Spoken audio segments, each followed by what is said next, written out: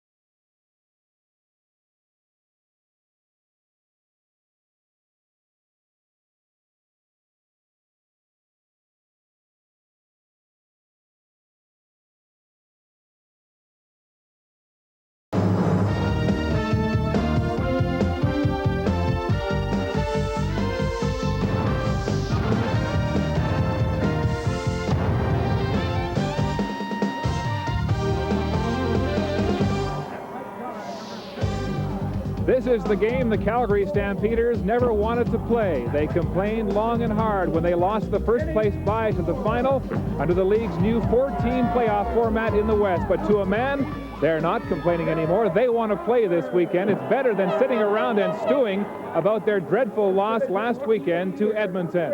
And they're going to try to make good against a BC team that's been blown out the past 2 weeks, 118 points against. They're led by a quarterback with a lot to prove.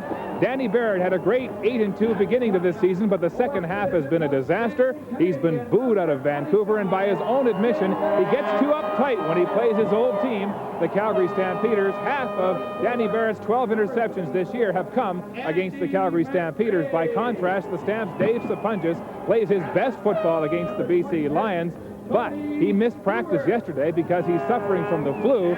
The Stamps hope their go-to man can beat that bug and have a big game here in this West semifinal. Well, for their thoughts on this football game, let's go to the broadcast booth now and welcome Chris Cuthbert and Dan Kepley. Mark, if Dave Sapunjas isn't feeling very good, he won't get any sympathy from the BC Lions defense because Sapunjas left the Lions defense with that sick feeling most of the year. Well, as Mark said, since he's become the go-to guy, he's accepted that responsibility very well. And Doug Flutie has found it very fitting to go to him often, particularly against the BC defense.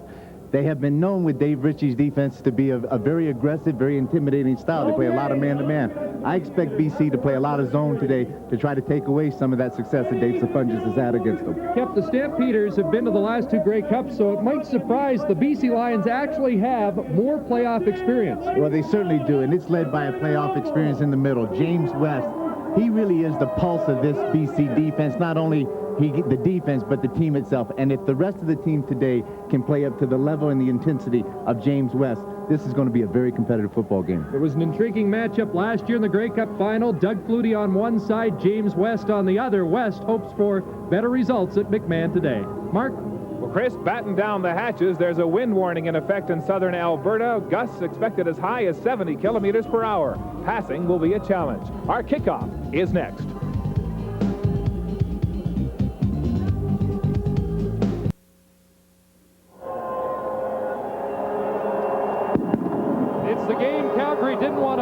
Calgary, the team BC didn't want to face, but the Stamps and Lions are set to clash at McMahon for a chance to play again next week. Dave Ritchie's Lions lost all 3 regular season games, but he reminded us with Ottawa last year, Ottawa beat Hamilton 3 straight times and then lost to the Tiger Cats in the playoffs as they did earlier this afternoon once again.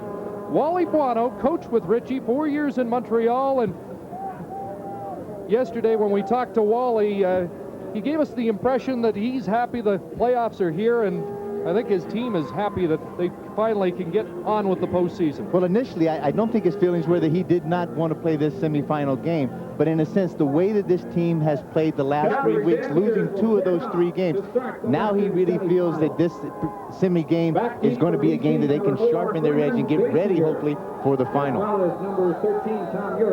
And the Lions will receive and have the wind in the opening quarter. Freeman Basinger has the football at his 25, and Basinger across the 40, up near the 45-yard line. And so a good field position start for the BC Lions as Danny Barrett leads the offense onto the field. Dave Ritchie says that Barrett has to play the biggest game of his life for the Lions to win today. He put up good numbers in 3 games against his former club, 906 yards, 6 touchdowns, but as Mark mentioned, half of his interception total this year came in games against his old team. First and 10 BC from its own Dave Ritchie talking yesterday about wanting Barrett to be calm in action today. There's Robert Mims, and he is the starting running back for the Lions today. John Volpe hurt earlier this season. Corey Philpott, the number 2 running back, hurt, but they've got a guy who's rushed for over 1,000 yards twice in his CFL career in Mims with Millington. The receiving core is without Matt Clark today, and there is a veteran offensive line that has been called at times the best in the CFL, but has been under the gun in recent weeks. The pressure is on these guys right there up front to protect Danny Barrett today. Rise to this challenge against the Calgary defense. Barrett on second down, throwing in the flat for his fullback Millington. Incomplete. Looked like the ball sailed on a very windy day at McMahon. Well, it's going to take him a while now because he is going with the wind to try to get his tempo down and try to get the feel of that ball, of how it's going to, the trajectory once it leaves his hand. It's up to Danny Barrett right now to keep this Calgary defense off balance, mix it up, try to run the ball a little bit, throw the ball short, take exactly what this Calgary defense will give him early, so that their best defense, obviously, against Doug Flutie, is to keep him off the field. Third down, Louis Bisaglia with the wind at his back, kicking to Derek Crawford and Brian Wiggins. Louis averaged 39.8 yards of punt this season. Not that deep with the wind, but he gets a good bounce, and it's Wiggins inside his 15, almost lost the football, and great downfield coverage by an inspired Lions team. 49-yard punt, and no yards on the return. Here comes Doug Flutie. He passed for close to 1,100 yards and 9 touchdowns against BC. And even worse news for the Lions, he's a bit upset after being held to just 89 yards passing against Edmonton last week. Well, against Edmonton once, he lost 2 games out of the last 3. He has not been as sharp as he normally has been through the course of the season. So he comes in here on a mission with something to prove, not only to himself, but to the rest of his team and the people out in the stands. First down, play action, the bootleg, and Flutie across the 20-yard line, and he steps out at the 27. Dave Ritchie told us yesterday, I think they're going to try and establish a run against us early, and Flutie does run for the first down on the opening play. It's a 12-yard pickup. Flutie with McVeigh and Tony Stewart in the backfield, replacing the injured Keevan Jenkins. Great receiving core. Crawford with 1,000 yards. So was Moore and Sapungis and Wiggins in just a half season, well over 800 yards, and an offensive line anchored by the second-year man, Bruce Coverton. So it's a first down for Flutie and the Stampeders, working against the wind at their own 28-yard line. There's Tony Stewart, and he's stopped in the backfield by Glenn Scribner. And Scribner's had quite a year, led all Canadian defensive linemen this year with 10 sacks, and as a tackle for a loss on that play, Scribner with McCready and John McNeil replaces the injured Kent Warnock. O.J. Brigance with 20 sacks on the year. We've talked about James West and the other great veteran, Tyrone Jones. And the defensive backfield, the corners, Andre Francis, Les Brown, 19 years experience between them. The question is, can those inside guys handle the slot backs of Calgary? 2nd and 13 for the Stampeders. Flutie and Les Brown with the defensive play on Derek Crawford, and Brown almost had a shot at that ball. Well, I think, Chris, you hit it exactly on the nail on the head at the last comment. The two outside guys, Brown and Francis, will play extremely well. These are veteran guys that they know the routes and they know their abilities.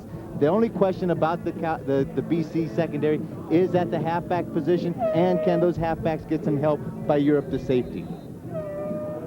Stampeders won the toss and deferred to the second half. I think a break for BC that they start with the wind at their back in the first quarter.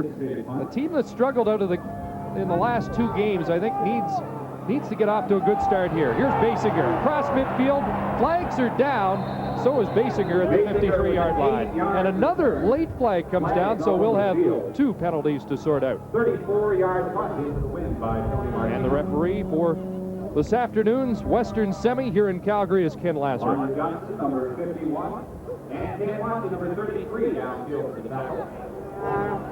I think we're going to get blocking from the rear. It looked like number 13. That's Tom Europe, the safety. Last time these two teams met, the end result was a brawl at the end of the game. Legal block, BC number 13, 10-yard penalty for point possession gain, first down. Tom Europe called on that illegal block, and that was the only flag. Apparently, that late flag was for the same infraction. But these two teams don't like each other, and there's going to be a lot of talking on the field today, even if the Lions didn't do much talking to the press this week. You know that old cliche, there's no love lost. I'm trying to figure out, is there ever love gained by two teams that hate each other like this? But there is nothing lost out here, and they're going to leave it all on the field for 60 minutes today. Danny Barrett, play action in the flat, again looking for Millington, and it's incomplete. Carl Anthony from his quarterback position, and we'll set the Stampeders defense for you. That is working against Danny Barrett and the Lions this afternoon. Harold Hasselback's had a great year. Will Johnson, a perennial sack leader. And the linebacking core as good as Calgary has ever had with Finley, Pope, and Johnson. Anthony and Greg Eaglin are the corners. Kenton Leonard, Gerald Vaughn, speedy inside guys, and Greg Knox in his second year at safety has had a fine season. 2nd and 10, Lions at their 39. Barrett over the middle, Trevathan complete, but he'll be short of the first down. Marvin Pope, 77, Big Daddy in the middle with the tackle. The tackle by Marvin Situation that Calgary obviously wants to keep Danny Barrett in all day long. 2nd and long, it allows them then to play a nice soft zone behind it. There you see Trevathan coming over the middle. They're knowing their zone. They're going to force him to throw the ball in front of the yard markers. Come up there, Pope, Big Daddy comes up, makes the tackle, short of the first down, makes BC have to punt the ball away. Pope yesterday talked about his respect for Trevathan, who's back in the Lions lineup after an injury kept him out a couple of weeks.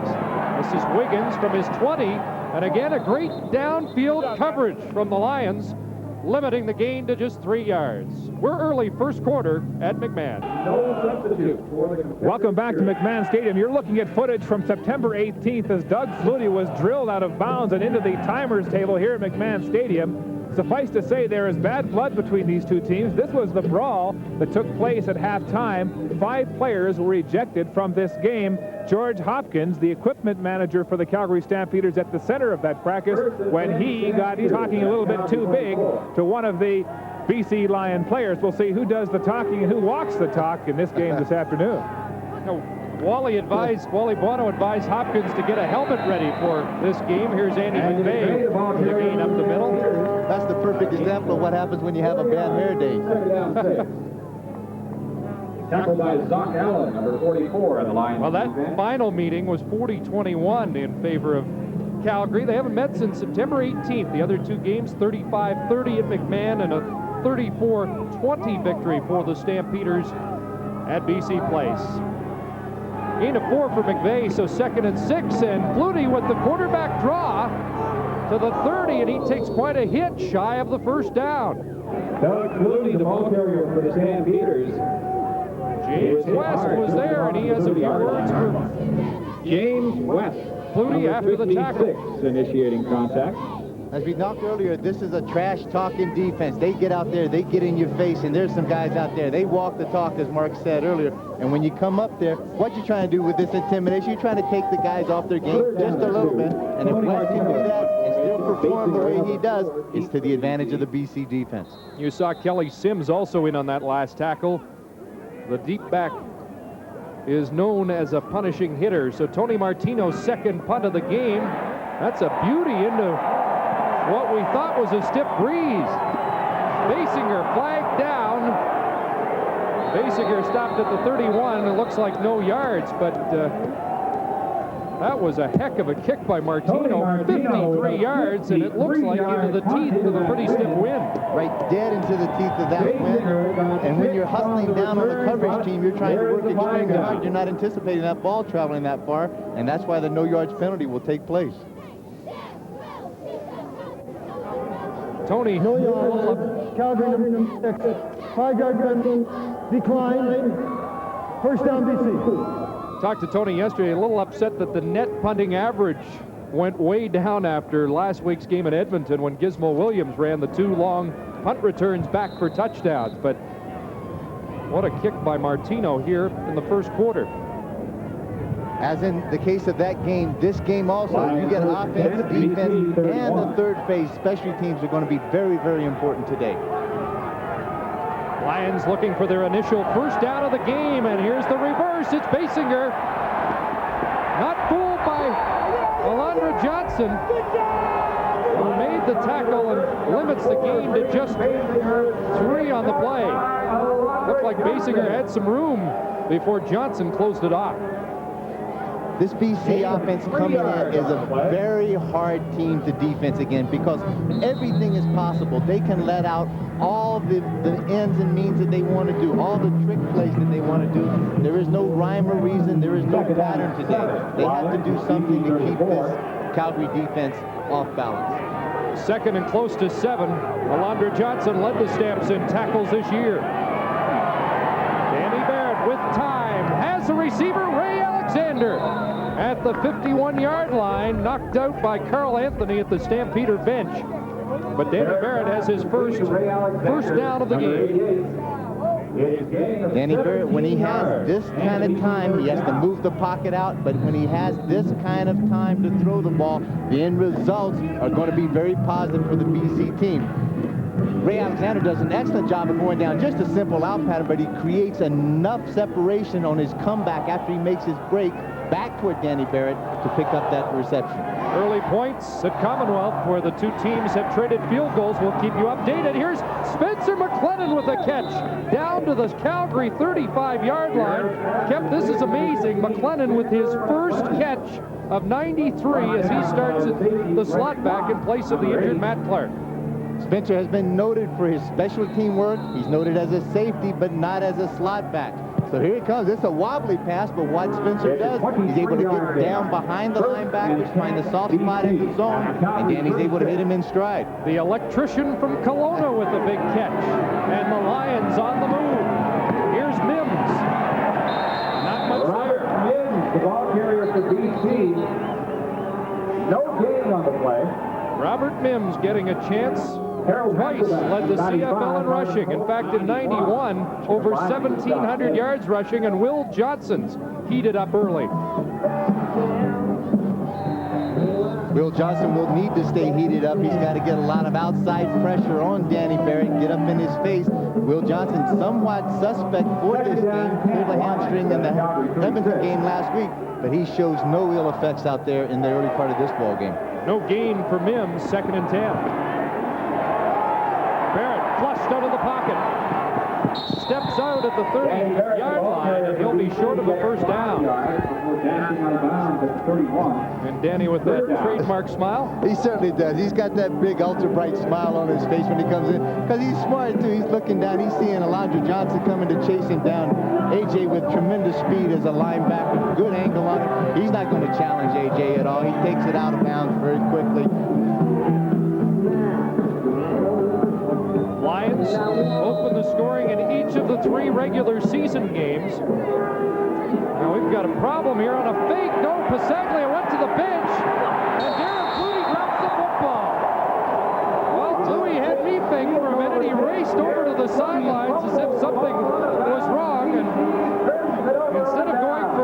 what should have been a sure 3 points. The gadget play goes for naught. As I said earlier, you cannot go to sleep at any point in time of this ball game if you're Calgary. What they had to do is go out there. They got Louis going to the sidelines, and then they tried to mess up the... Well, Kemp, they faked me out, but they didn't fake out the Calgary Stampeders on that Louis Bisaglia play. No, I think the awareness of this team, it's a very veteran ball club over here. Wally's got them very much prepared to look at any kind of razzle-dazzle. Louis going over like he forgot his tee, like he was going to check out something with Coach Ritchie, and then they tried to do the fake, but Calgary was all over that. Lions looking for a quick start, and kind of surprised they don't go for the easy 3, but instead it's Doug Flutie and the Stampeders on offense. A little dump pass over the middle to the running back, Tony Stewart.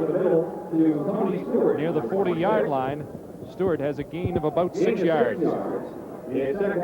Some of the success that they had against Edmonton last week was getting Stewart involved in the passing game, waggling up to the line of scrimmage, and at the last minute just releasing him short underneath the zone and having that BC defense have to react to it and come up and make the tackle one-on-one against a very good running back in Stewart. Stewart, one of the bright spots in the Stampeders' loss last week in Edmonton. Now Flutie rolls to the right side. He'll keep it, has a first down, and Flutie's out at the Lion bench near the 52-yard line.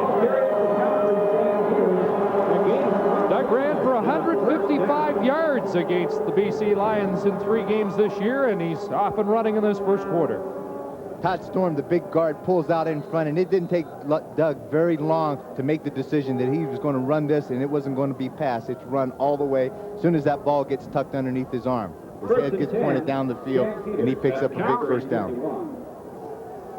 At the 51 of Calgary, first down, and Flutie changing his call at the line. In the right flat, Will Moore, flag goes down. Moore steps out after a short gain. Watch for offensive pass interference. A pick play from the outside as Will Moore was on the inside slide. He came on the inside, broke to the out, and I think the outside receiver came in and really made a rub on the halfback, which was Sims.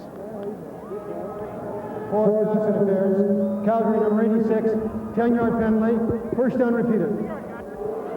Huey Smith, the culprit. And they march it back penalty makes it first and 20, Calgary. to the Calgary 41. Interesting comment from Doug Flutie yesterday. He said, you know, it's not really the game plan that is important. It's how we adjust to what we see the Lions defense is doing early. And right now, they're into that cat and mouse game. Flutie on first down is going to run again, and the hook slide across the 45, and they get the late hit. And a flag down. Flutie sliding feet first, and he took a hit from James West, and that will draw the penalty.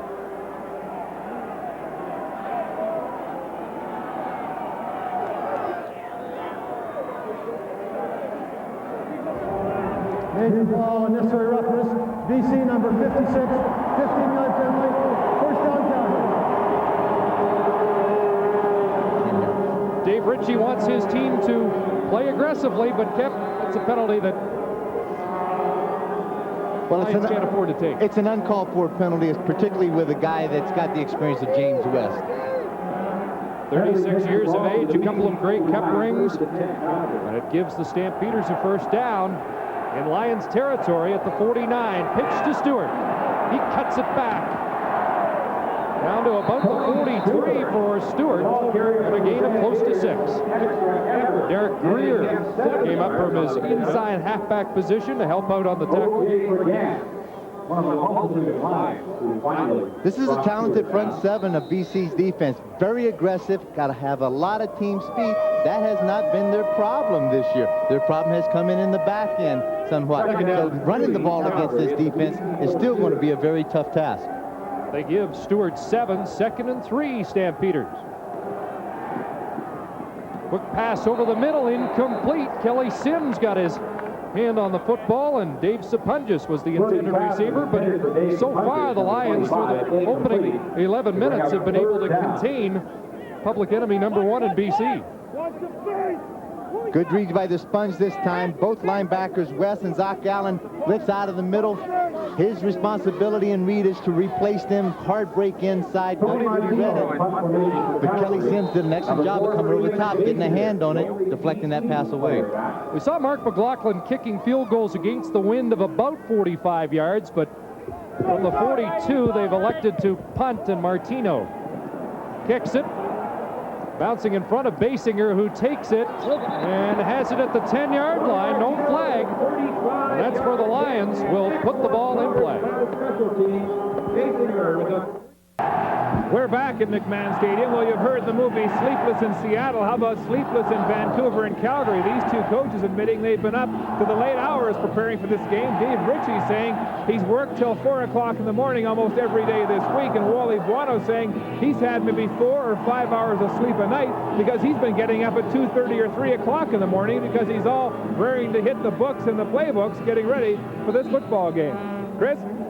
Yeah, Dave Ritchie was asked if the pressure was off the Lions. He said, no, I'm staying up till 4 in the morning because I feel the pressure to put a better effort on than we've seen in the last 2 weeks. So far, it's paid off.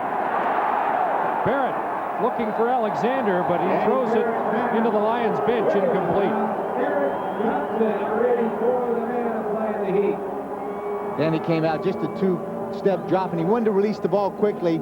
Good coverage in the Calgary defense secondary. Forced him to have to pull it down, and then Johnson got right in his face, and all Danny did was air it out so that he could get another snap and make it 2nd and 10. Eric Johnson had a couple of sacks on Barrett during the regular season. Great rookie year. A lot of talk about how Danny gets pumped up too much for games against Calgary, but he looks relaxed so far. 2nd and 10. Not anymore. Picked up.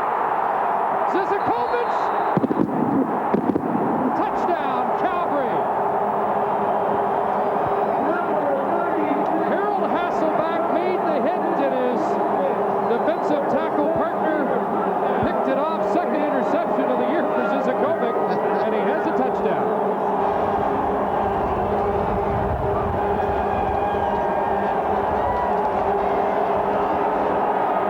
The wonderful thing about the Calgary team is the fact that all phases have worked together to help in a winning cause. When the offense has sputtered defensively, they've come up big with big turnovers and big points on the board, as they just did to help motivate that offense. Mark McLaughlin for the point after. Bad snap, but it's placed well by Maroff, and McLaughlin puts it through. And Sreko Zizakovic celebrates his first touchdown in the playoffs, and let's have a look. That's Hasselback against Sinclair. Just a one-on-one block, and Danny knows that if he's going to take the 3-step drop, he's got to get rid of it quickly. Hasselback comes in there, just a great shot on Danny Barrett. And then Zizakovic with good hands looked that ball in, thinking about laterally on it, broke the plane of the goal line, was given the touchdown for 6. Yeah, he was going to give it to Will Johnson, said, nah, don't get many chances like that. I'm going to put it in. Probably good thing that he didn't, because it would have been then a forward lateral. Then there would probably been a penalty, and it would have got backed up probably 10 or 15 yards. I mentioned the bad snap may have something to do with this injury to the center, Doug Davies, who's had a fine year for Calgary. And this is a concern for the Stampeders. He's their long snapper.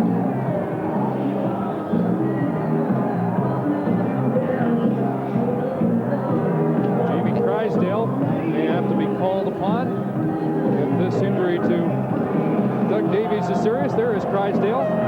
2 minutes, 20 seconds to go, first quarter. And for the first time between these two teams this year, the Stampeders have opened the scoring. Well, when you make mention about being a long snapper, sometimes a lot of people think, well, that's not, anybody can just go up there and snap. But being a long snapper, both on punts and on extra points, it is an art form, and you have to practice and practice.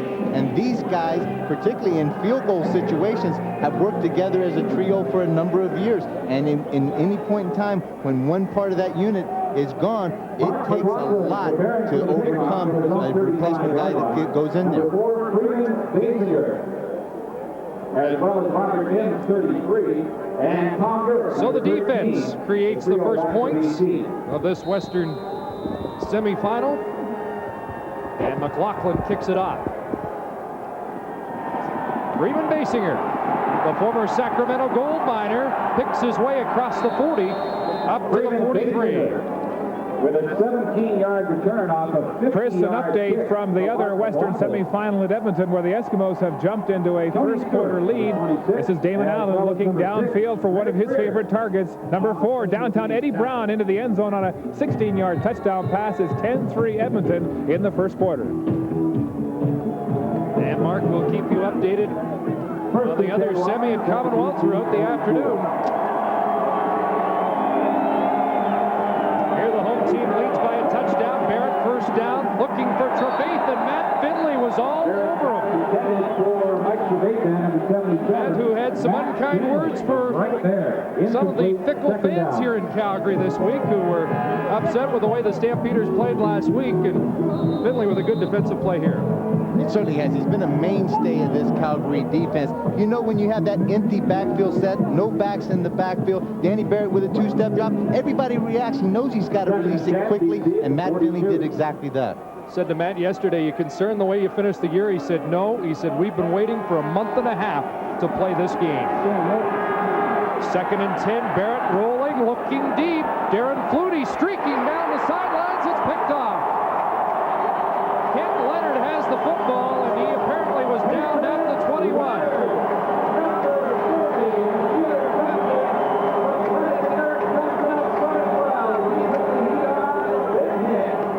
Danny Barrett moving to his left, didn't have the ability to get his shoulders really turned to get enough on the ball that he wanted to. Didn't get that left shoulder pointed downfield. This is exactly playbook type defense.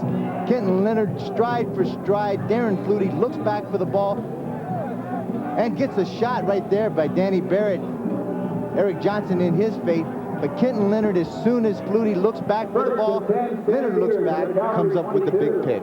Calgary on offense, and Doug Davies will snap the ball. The center back for the Stampeders, and Flutie on the bootleg again, trying to get outside, and he is crunched. Flutie was really hammered.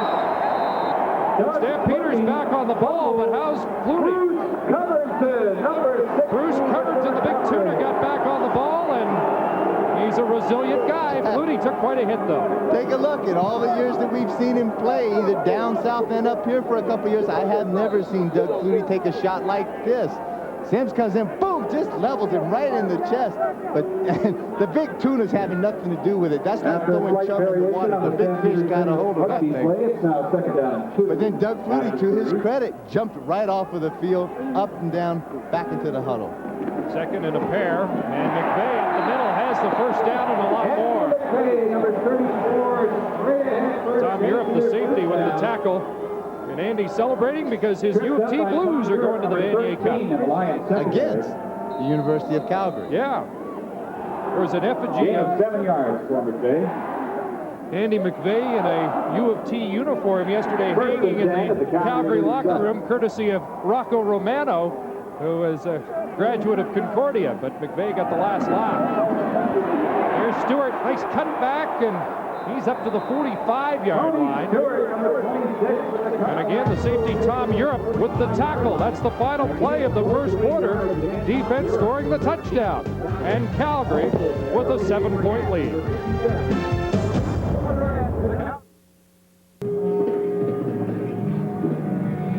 A couple of high-powered offenses on the field this afternoon. And what happens in the first quarter? The defense gets the only touchdown. Sreko Zizakovic. And how about Doug Flutie's numbers? You'd hardly expect Calgary to be ahead when Doug Flutie goes a quarter and goes 1 for 3 for 6 yards. But he did rush for 42. Give a lot of credit to the BC defense that came out. They have mixed up their coverages. They've got some heat on Doug Flutie a bit with their up front 4 guys. They played good zone behind it, and they forced Doug Flutie to have to run the ball. 2nd down and a couple. McVeigh again. And he's close to the first down. For the Stampeders. And let's check the numbers through 15 minutes of this Western semifinal at McMahon. And the net yards favoring the Calgary Stampeders by 20. but unusually, it's all been done on the ground.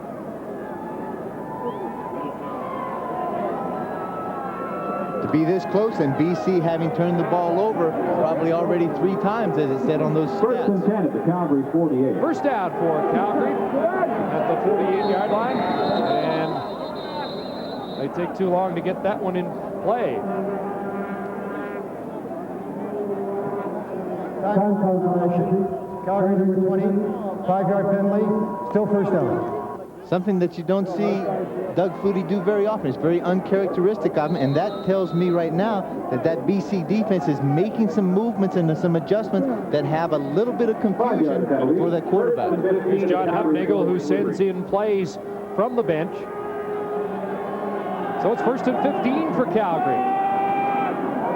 Flutie sets up looking for some punches, and he can't hang on. Hit by safety Tom Europe, who's off to a great start, the rookie out of Bishops.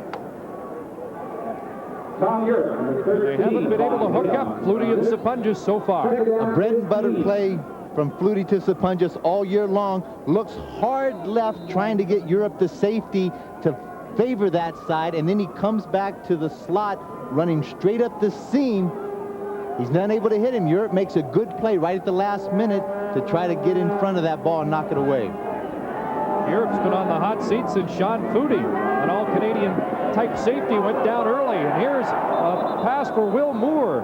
Incomplete, and it'll be 2 and out for the Stampeders now, and they'll have to kick on third down. 26 providing coverage. Third down.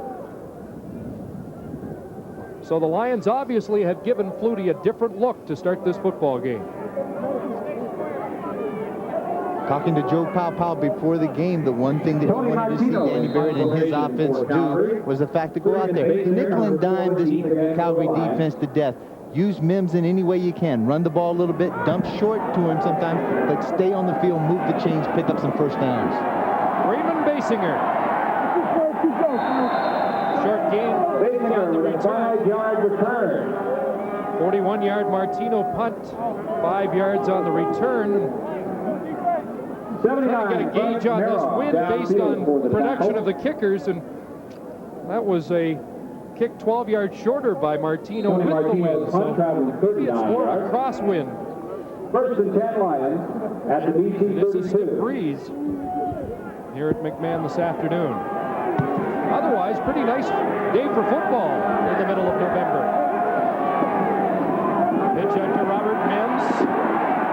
And nothing doing. Marvin Pope was waiting in the hole.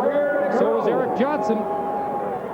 The number 1 defense against the run, and they have been since 91, was inserted at middle linebacker. You see, right there's some hesitation by Mims, and you just can't do that. You've got to be able to pick your spot, take a seam, and then you've got to go straight ahead, because the minute you hesitate, this Calgary defense has got great team speed, and they will smother you with gang tackling. They give Mims a couple, so it's 2nd and 8 BC. Barrett looking downfield. Mims got caught up with Matt Finley and kind of broke off the pattern, and it falls incomplete. Third down. Mims probably not the receiving threat into the backfield that a Corey Philpott or John Volpe would have been. Not at all, but they do have to get him out there, and they've got to get him early some success as far as trying to get that matchup. If Calgary can feel very comfortable that they can go out there and they can cover him with a Matt Finley or an Alonzo Johnson one-on-one, that allows their defense a lot of flexibility to do some other things against Danny Barrett. Derek Crawford is the lone man back for Calgary on third down, and Pasaglia in.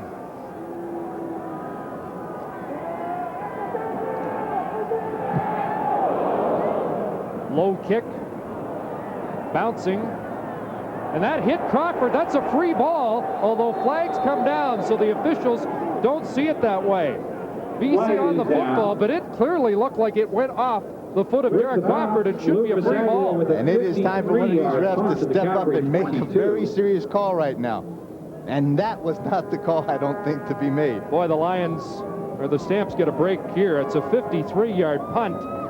But more importantly, it could have been BC Lion football. No yards. BC 59. 5 penalty for point possession gain. First down. We've got 12:03 to go. First quarter, first half, and the Lions trailing by a touchdown. That's Glenn Johnson, the field judge, and kept on a second look. He made the right call. It did hit Derek Crawford's foot. It certainly foot. did. Take a good look at this as we go. The ball is right here. Now watch it. It's going to hit his foot. Now as we let it run, buddy, if you will. There, it hits right there. Now look at the distance here between there. It's only 4 yards, so the BC player was within the zone, so it was an accurate call.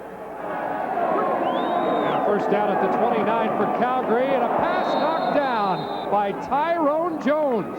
Back in the lineup for BC, a couple of sore knees, but Jones comes up with a big defensive play. Ty means a lot to this BC defense. Not only is he very vocal and he's very verbal, but he goes out there and he does give you 100% effort. I don't think Ty is probably as efficient as he once was a couple of years ago, but he certainly has the experience that he can get out there and help this BC defense. 10-year veteran Ty Jones, and Calgary's offense has been stymied so far. 2nd and 10. Flutie out in the flat, almost picked off the hands of Dave Zabunges. Number 25, incomplete. Tom Europe, number 13. And again, a punting situation for the Stamps as Doug Flutie hasn't solved the puzzle yet. This is a couple of weeks in a row that Doug Flutie has had some problems executing balls that normally have been easy pitch and catches during the course of the season. Again, it's a credit to this BC defense. They are doing a few things in the back end that are giving some trouble and some confusion to Doug's reads. Flutie has missed on his last 5 attempts. Oh, Martino booms one. What a punt. What a punt. Facing her, and it's going to go out at the 3-yard line. Wow. 78 yards for Tony Martino. That's his longest of the season.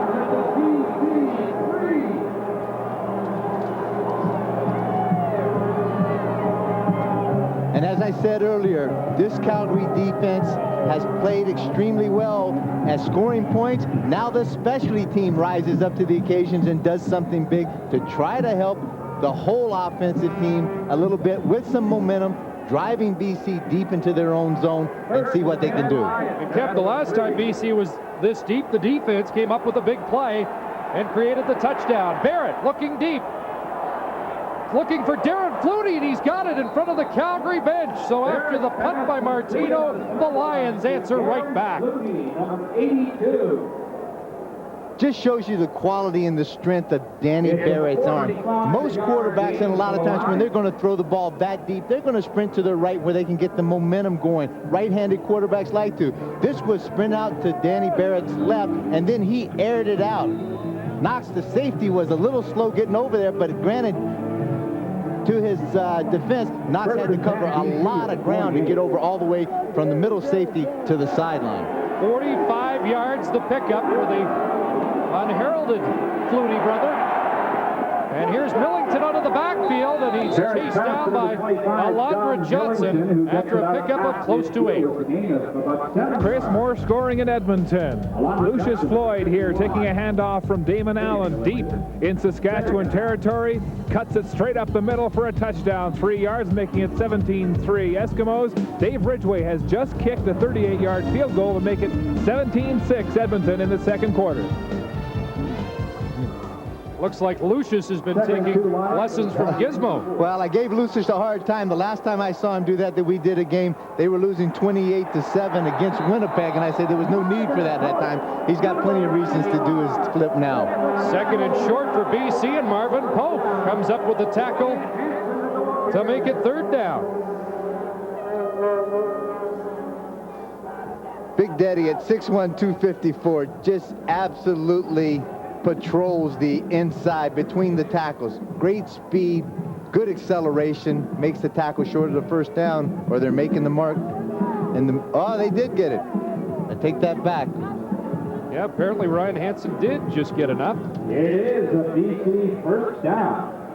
A little surprised at that score from up in Commonwealth, Kip, because a lot of people thought Saskatchewan was peaking at the right time, but then again, the Eskimos have won 5 in a row, 9 of 12. They've won 5 in a row, and they progressively look better and better each of those games. So it was going to be certainly a good matchup. Back to Darren Flutie again. He's working against Greg Eaglin. And they're going to spot it at the 43-yard line, and that will be a gain of 8 to 9 yards for Flutie, who had a 1,000-yard season, and Eaglin will have his hands full this afternoon. This is Eaglin's 3rd game back. Played a number of games, about 9, I think, as the starter for Hamilton. Came in here when Douglas Kraft, the corner at that time, dislocated his toe on the last play of the game here, and he just hasn't been able to push off of it, and Greg Eaglin has really jumped in there and played extremely well. Ryan Hansen spun out the first tackle and will have the first down at the Calgary 40.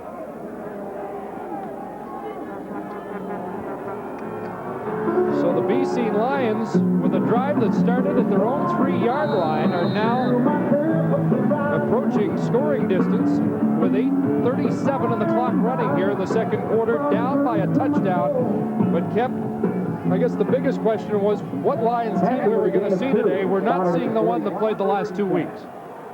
First down, and Barrett rolling to his right. As a completion, there's Flutie again, and Darren Flutie has been the go-to guy here on this drive. Flutie takes it to the Calgary 26-yard line. It's a 15-yard gain.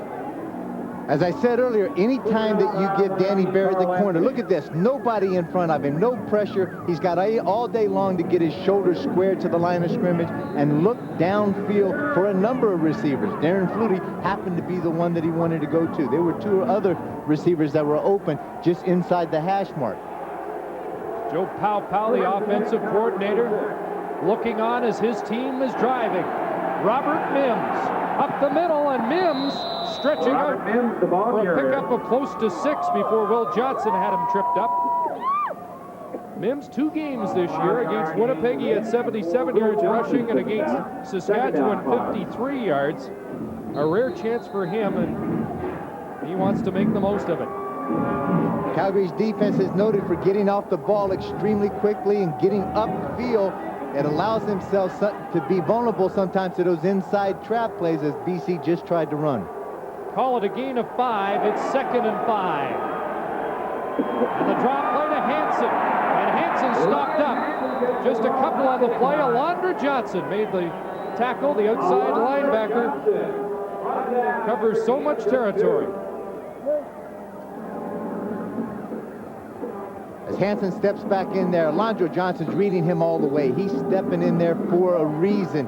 Had he not going to be able, he would have waggled up a little bit, made a block on the outside. But as long as Hansen stays in there, that's got the complete attention of that man right there, Alondra Johnson. Once he sees the handoff, he does what any good footballer player does. Just react, feel the hole, make the tackle. So Pasaglia back in, and this time they will try the field goal, you would imagine. And yes, from 25 yards out, Pasaglia is good, and the Lions are on the board with 6:54 to go, first half. But there's no stopping the Edmonton juggernaut further north here in the Alberta capital. This is Lucius Floyd again, straight up the middle, 15 yards for his 2nd touchdown of the game. The Eskimos now lead the Rough Riders 24-6 in the second quarter. First down, Calgary, and the pitch out left side. Tony Stewart across the 35. Stewart to the 40, and then he blasted. James West among the tacklers. And now the Lions D will do some talking. They're just not talking to the press. I can guarantee you they're going to talk to those guys on the Calgary offense. But just take a look at this as Stewart gets outside. Look at the game tackling of this BC defense. That's 1, 2, 3, 4, 5 hats on that stack right there. And that is the reason that this team is going to be competitive today. They are playing at a much different level than what we've seen the past 2 weeks. 2nd and 5. Moody trying to get this passing game going. Pressure on from McCready. Now gets it downfield and has a completion to Wilmore.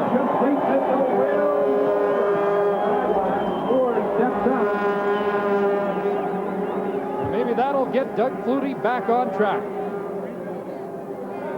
Doug Flutie doing absolutely what Doug Flutie does best, making something out of nothing. Again, BC has to be very disciplined to keep Doug Flutie contained. When you don't do that, these receivers downfield know to keep working, work harder, because Doug Flutie will find a way to get the ball into your hands. So it's first down, Stampeders into Lions territory at the BC 50. And Tony Stewart up the middle has a big gain, close to another first down at the 40. Out of Iowa, the same school that produced Mike Saunders of the Saskatchewan Roughriders, Stewart the all-time leading rusher with the Hawkeyes. Just what they call a search play. They just put the ball deep into Tony Stewart's hands and had him search for the hole. Rocco Romano got a great block on James West in the middle, and that allowed Tony Stewart to pick up additional yardage. Lions defense ranked 8th against the run this year, and the Stampeders have had success on the ground so far. First down. Flutie double pumps and has an open man.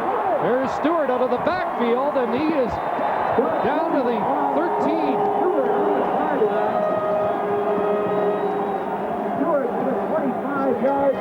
Chris, I talked about discipline. You have to not make any mistakes defensively against the Doug Flutie. And here's where the BC defense, the secondary, someone's wrong in the secondary and allows Tony Stewart to be standing wide open over there on the sideline. Even in his own coverage, somebody has to react quicker to that pass.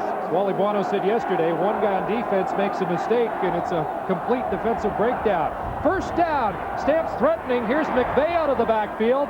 He's stopped up immediately. O.J. Brigance met Andy McVeigh head on. And it's a pickup of 2 or 3 yards for the big fullback.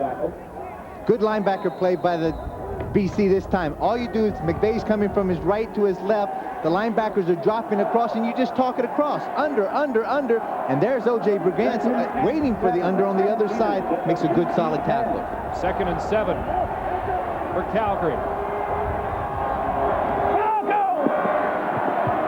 Flutie rolling right. Here comes the rush. He gets by Ty Jones. Looking for an open spot in the end zone. Now throwing. Touchdown. Will Moore.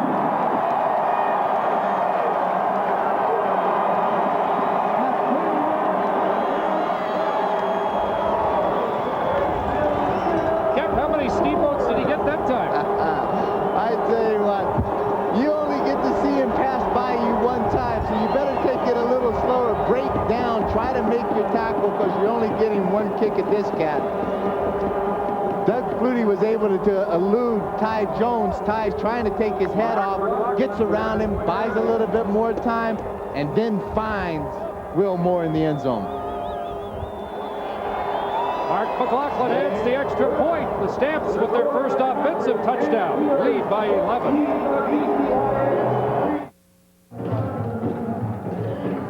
Will Moore had 12 touchdown passes during the regular season, his first of the playoffs. Doug Flutie just does a great job. Watch out of the left of your screen. He gets even up with Ty Jones. And when you get head up with Ty, that gives Doug Flutie a two-way go. This time he takes it to the left and to the outside. Always the consummate professional as far as looking downfield, looking to throw the ball. And Will Moore's working to get open. Big 6 points. McLaughlin kicks it off, and it's Basinger once again. He submarines up to about the 28-yard line. The Lions offense now must try to answer back with 3.5 minutes to go in the first half, trailing 14-3.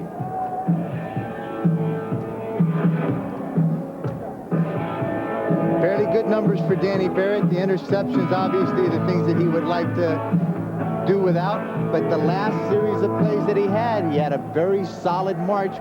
Running the ball, throwing the ball short, running the ball inside with Mims, and it resulted in 3 points. Mims the lone setback. And Barrett back to pass with Zizakovic in pursuit, and Barrett will run it out of bounds at the 34. Ball carrier for the Lions steps out of bounds And a pickup at the of close to 34-yard 6. line after a gain of 6. Last time these two teams met in the playoffs, 91, it was a real shootout, 43-41 in favor of Wally Bono Stampeders, but then he had Danny Barrett at quarterback and Doug Flutie was on the other side. The roles were absolutely reversed then, and Doug Flutie had to stand on the sidelines and watch as his team drove down the field to Danny Barrett to kick the winning field goals. 2nd and 4, Barrett throwing in the flat. There's Mims, complete, and he didn't step out and gets a few more. Matt Finley on the tackle. With the reception. Boy, Mims put the brakes on right on the sideline and picks up the first down. We'll be right back.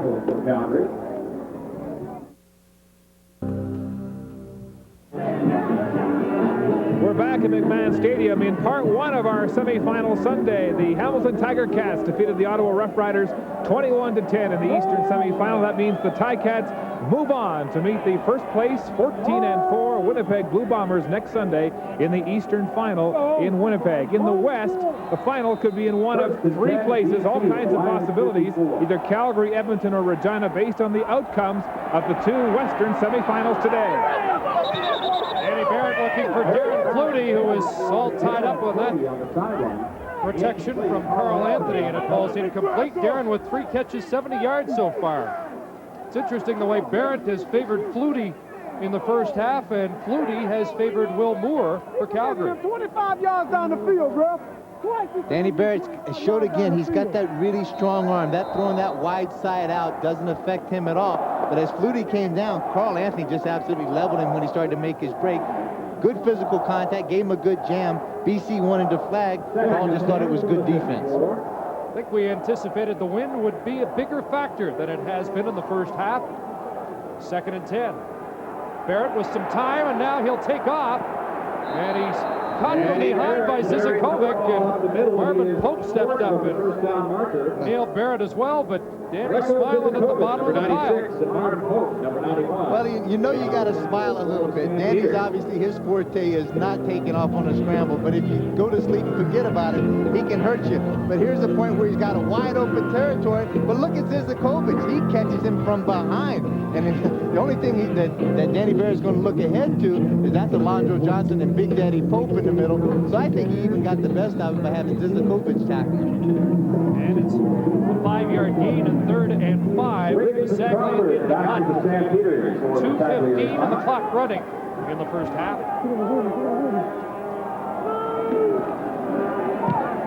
The Saglia into the breeze. And it's Derek Crawford. No yards again. Kelly Sims there. And the Lions will argue they're giving 3 or 4, but you got to give 5. I think Sims' argument there was that he had a blocker right on his back that kind of pushed him into it a bit. Obviously, with this wind blowing dead into your face as a coverage guy going down. 18 for point possession. First down, Calgary. Your first initial thing is that you want to get away from the block at the line of scrimmage, and as soon as you make that separation away from the block, you've got to look down and pick up the ball very quickly so that you know your path of where you're going to go, the direction, and how far you need to go. 1st and 10, Stampeders, number 33. So first down for the Stampeders at their own 33-yard line with a 14-3 lead. Flutie over the middle, and he has a completion again. It's Will Moore. So if Sapunjas isn't open, 82 is right now as they go to the other slot.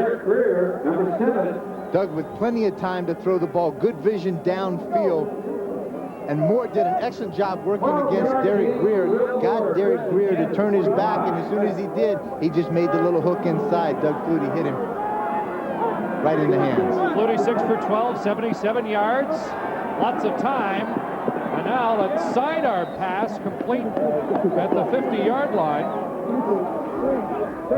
Flutie sidearm got the Will football Moore on the sideline for about a 5-yard gain. They've taken one slot away in this first half, but not Will Moore. Doug Flutie looked like a great Tony Fernandez at shortstop, turning over a double play as the base guy was sliding into him. Derek McCready was getting right up in Doug's face, and what he had to do was just throw it at the sidearm position.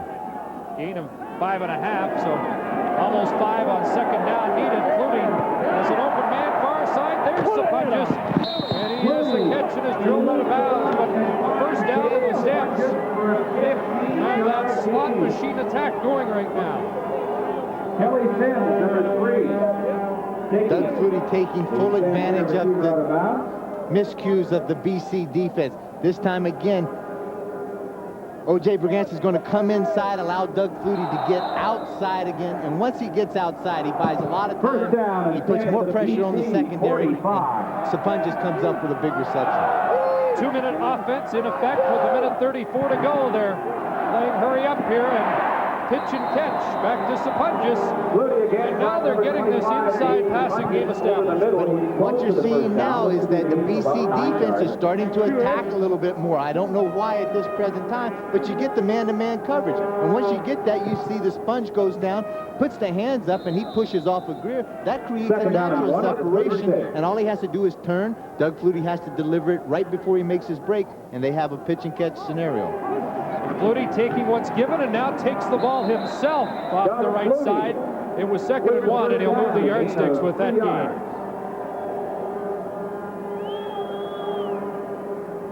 Sometimes when Flutie is struggling a bit, he just seems to be more effective in this hurry-up offensive set.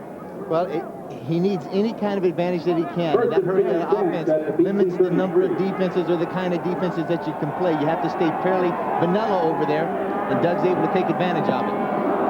Here's Derek Crawford, 25, and Crawford chased out by Francis at the 20. I'm sure the Lions thought Crawford caught that ball.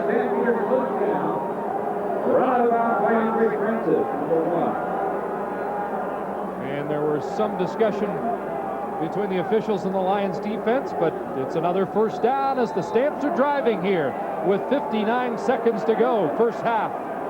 Already up 14-3. Calgary at the BC 19. Now Sapunjas is the wide man out left side. Shotgun, Flutie draw play. Up the middle. Doug Flutie down to the 7. Another Calgary first down. Doug Flutie is one of those guys in crucial situations. He wants the ball. If it's a last-second shot in a basketball game, he wants to be able to take the shot. He wants to do it and take that pressure on himself. As you can see right there, he does it very well. Well, it took almost a full half for them to really get on track, but now the Calgary offense is on a roll. First and goal from the 7. Flutie looks into the end zone. Almost a great catch. Dave Sapunjas stretched out, but couldn't bring it in. James Webb did an excellent job of blitzing up the middle, just forced Doug Flutie to throw the ball a little sooner than he wanted to. Sapunjas had made the break on Greer, had enough separation, just couldn't bring in the pass. Half-minute to go. And Flutie coming to the sidelines on a timeout to confer with John Hufnagel.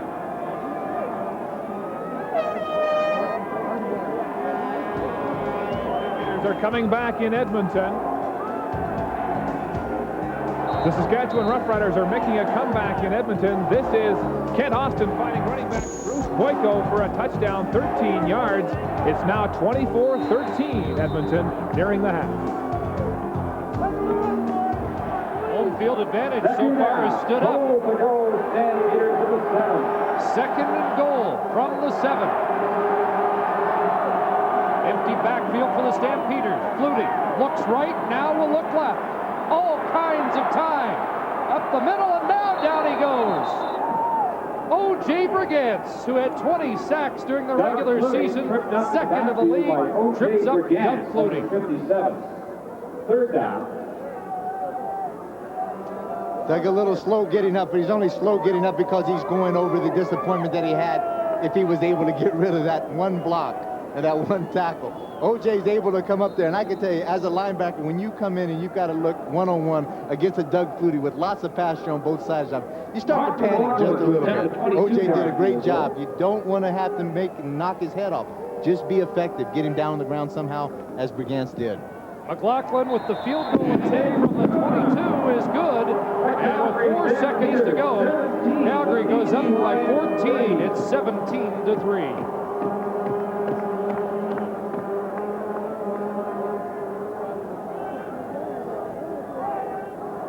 well-executed drive, but a moral victory when you get down inside the 10 and you're able to stop Flutie from pushing it in. There have been a number of moral victories for this BC defense today against Doug Flutie and the Calgary Stampeders. And there's one of the main reasons. Coach Dave Ritchie is very much involved with the defense, calls the defensive signals on the sidelines. And so that's just that added extra responsibility of a head coach. Wally Bono does the same thing for the Calgary Stampeders. So time for one play from the 35-yard line of the Lions. And it doesn't look like they're going to air it out as Barrett runs it out and puts the knee down. Danny Barrett rounds the ball to end the first half. Dave Ritchie sprinted onto the field, and he wants to talk to Ken Lazarick. So there's some hard feelings at the Lion bench as you see Ritchie after Lazarick after 30 minutes. Mark? 17-3 Calgary. Stand by. Scott Oak is next with a report from Hamilton on the East semifinal. Live at the half is next.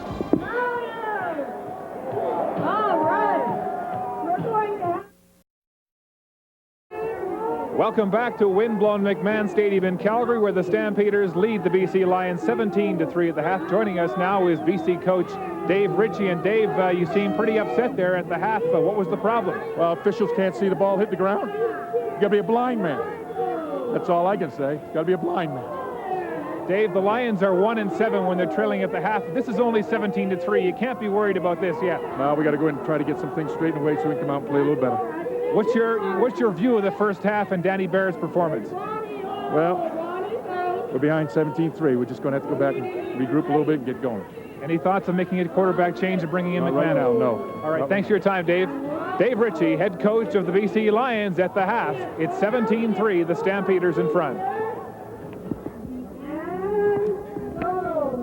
Well, an interesting interview with Dave Ritchie, and he was referring, of course, to that Derek Crawford reception, which was on the final drive that we saw hit the ground. I wonder about the mood in the BC Lions dressing room. They're down by 2 touchdowns, but that's the best half of football they've played in a while. That's a good half of football they played. Coming into after the 2 games that they played previous to this, giving up 118 points, holding Doug Flutie to 17 points right now. It is a moral victory. Now, and they didn't get a break. They didn't get a call. They're 3 points you take away from that hitch screen that they got there. Then at this point, the Calgary defense really came up extremely big, turned the ball over, got a touchdown.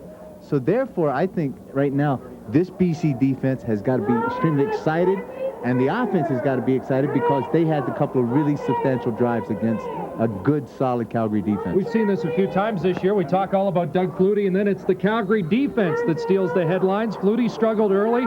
We saw Calgary with the turnover and the touchdown, and then bought his quarterback enough time that Flutie got untracked in the second quarter. Well, Doug Flutie doing exactly what Doug Flutie does best, and again, that's making something out of nothing. Gets the scramble in. Had Tyrone Jones, this is a whole story of ifs. Had he broke down and made the tackle, came under control right there, got up on the upfield shoulder of Doug Flutie, it's a whole different ballgame. He makes the tackle, but Doug is still looking downfield, trying to find something. If not, he can run the ball, but finally at the last minute, he comes up, finds Will Moore, and then they come up with another 6 points.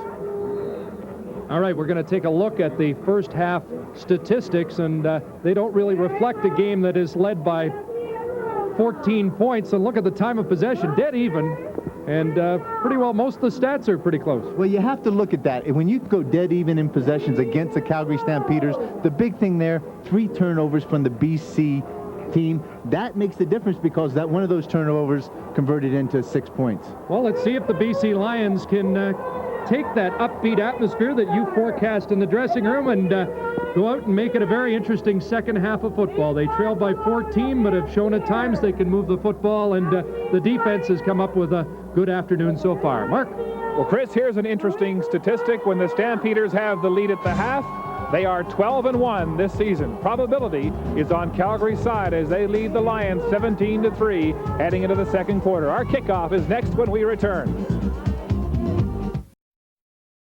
Final Sunday in the CFL. Chris Cuthbert with Dan Kepley and Mark Lee at McMahon Stadium in Calgary, where Doug Flutie and the Calgary Stampeders have a 14-point lead through 30 minutes of football. Let's take a look at how Doug mixed it up in that first half, going 10 of 17 for 120 yards and 1 touchdown. And there are the slot backs with 6 of the 10 catches. Will Moore with 4 and Sapunjas with 2 for 24. And he threw 3 to receivers out of the backfield. Danny Barrett on the other side, 8 for 16, 145 yards.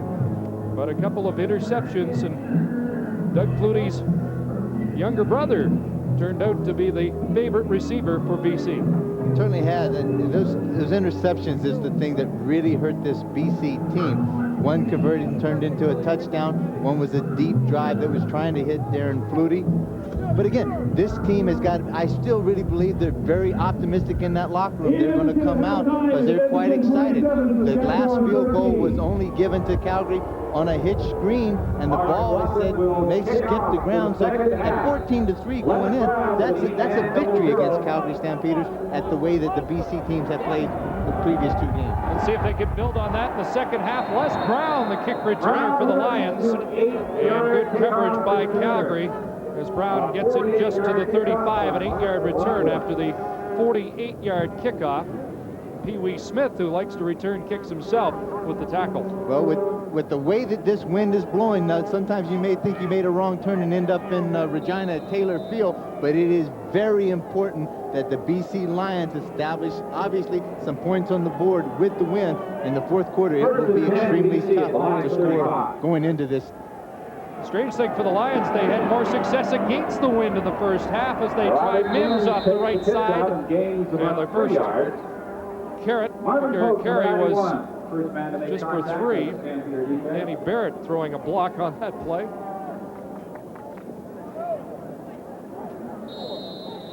It shows you what kind of, we spoke earlier about the kind of competitor and the intensity he is. But if I was Coach Ritchie, I'd be whistling out there right now saying, hey, leave that to the guys that get paid to block for a living. You get paid to call the plays and throw the ball. Maybe he figures if he throws a couple, they'll block just that much harder for him in situations like this.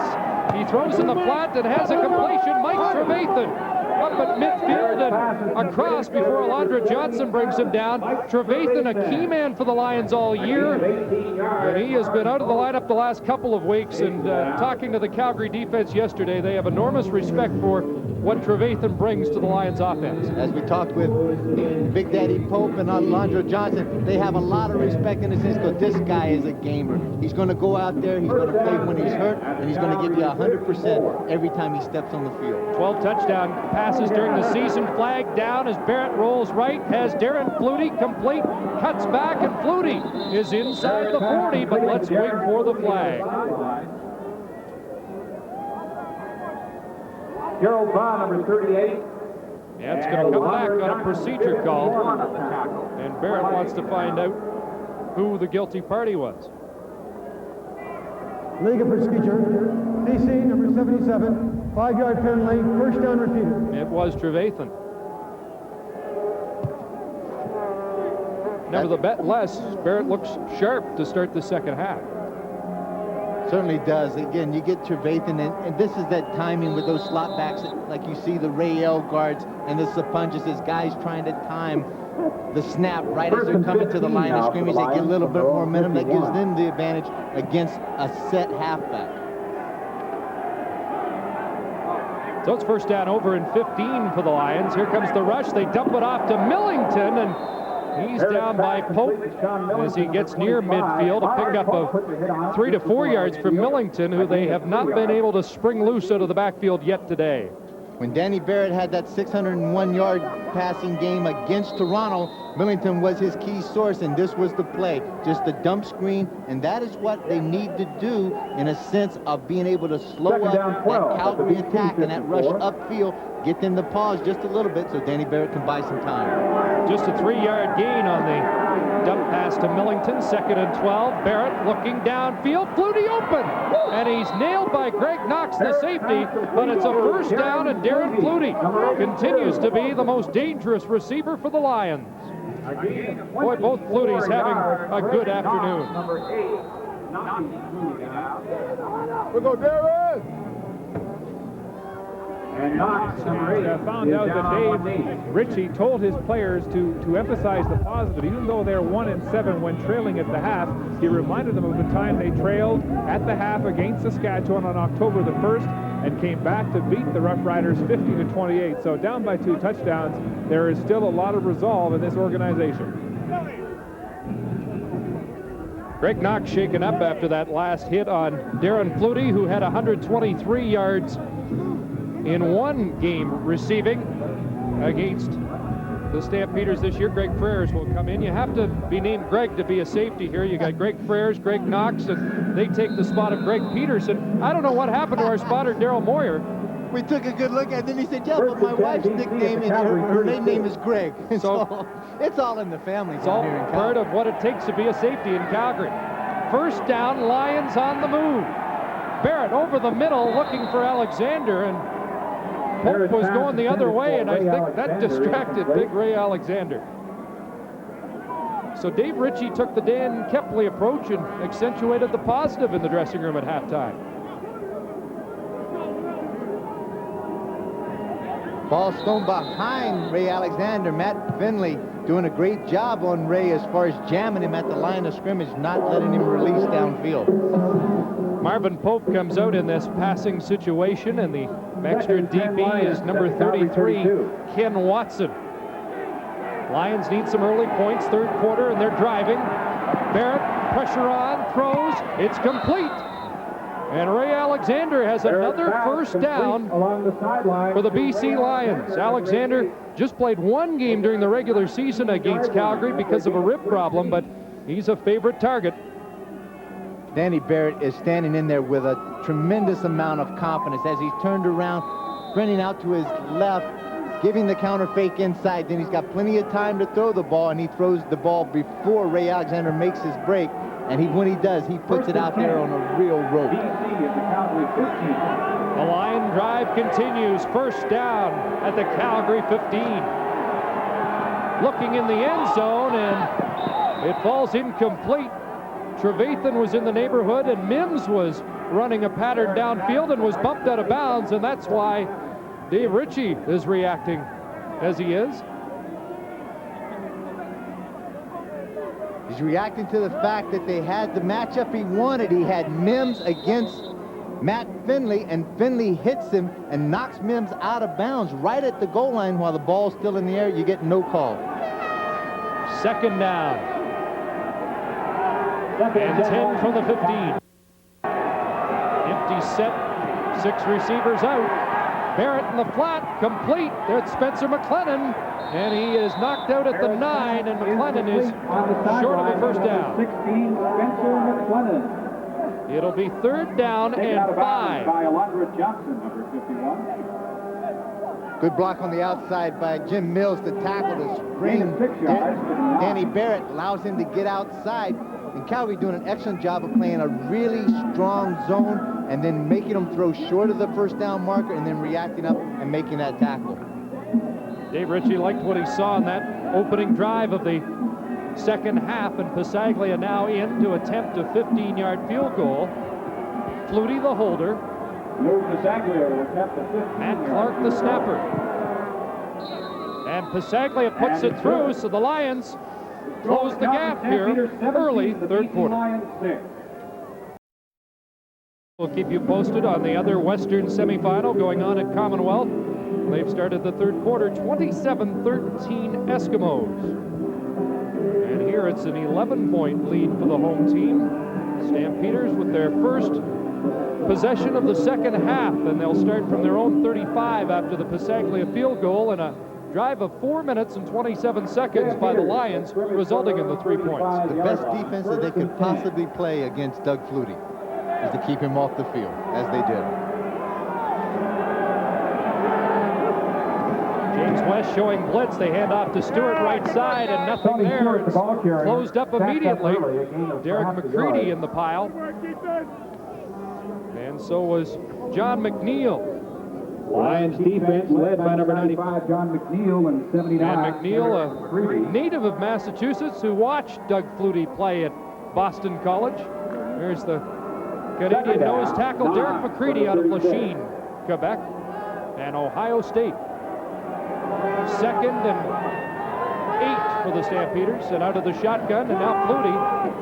Bootleg, left side, up to the 45, and Europe trips him up. Near a first down. Looks like Flutie just got to the first down marker. Knocked down by number 13, Tom Europe. And it's been an active Tom Europe so far today in safety for the Lions. Fakes the counter trap inside, and then Doug just comes out all by himself on a naked bootleg. Andy McVay does an excellent job of getting Tyrone Jones to break down inside. He baited him down, and then once he did, he sealed off the corner, allowed Doug Flutie to get outside and pick up the first down. Wally Buono's seen his quarterback take some hits today, and Flutie now with 66 yards rushing. First down, give to Stewart, cut back, and diving for the 50. Tony Stewart with a gain of 5. When you have a defense like BC that has a lot of team speed and they aggressively pursue you, that is the key to trying to break it, is to cut back across the grain, hit a little seam. Right there you see Tony Stewart come backing in there. And then at that time, if everybody on that defense is not disciplined and staying in their lanes, a big play could result. 8 carries, 43 yards for Stewart. Play action, 2nd and 5, and now Flutie. Off and running to the right, puts the brakes on. Nice move there, and Doug Flutie's into the open field. Finally dragged down by O.J. Brigance, but Doug Flutie looked like O.J. Simpson.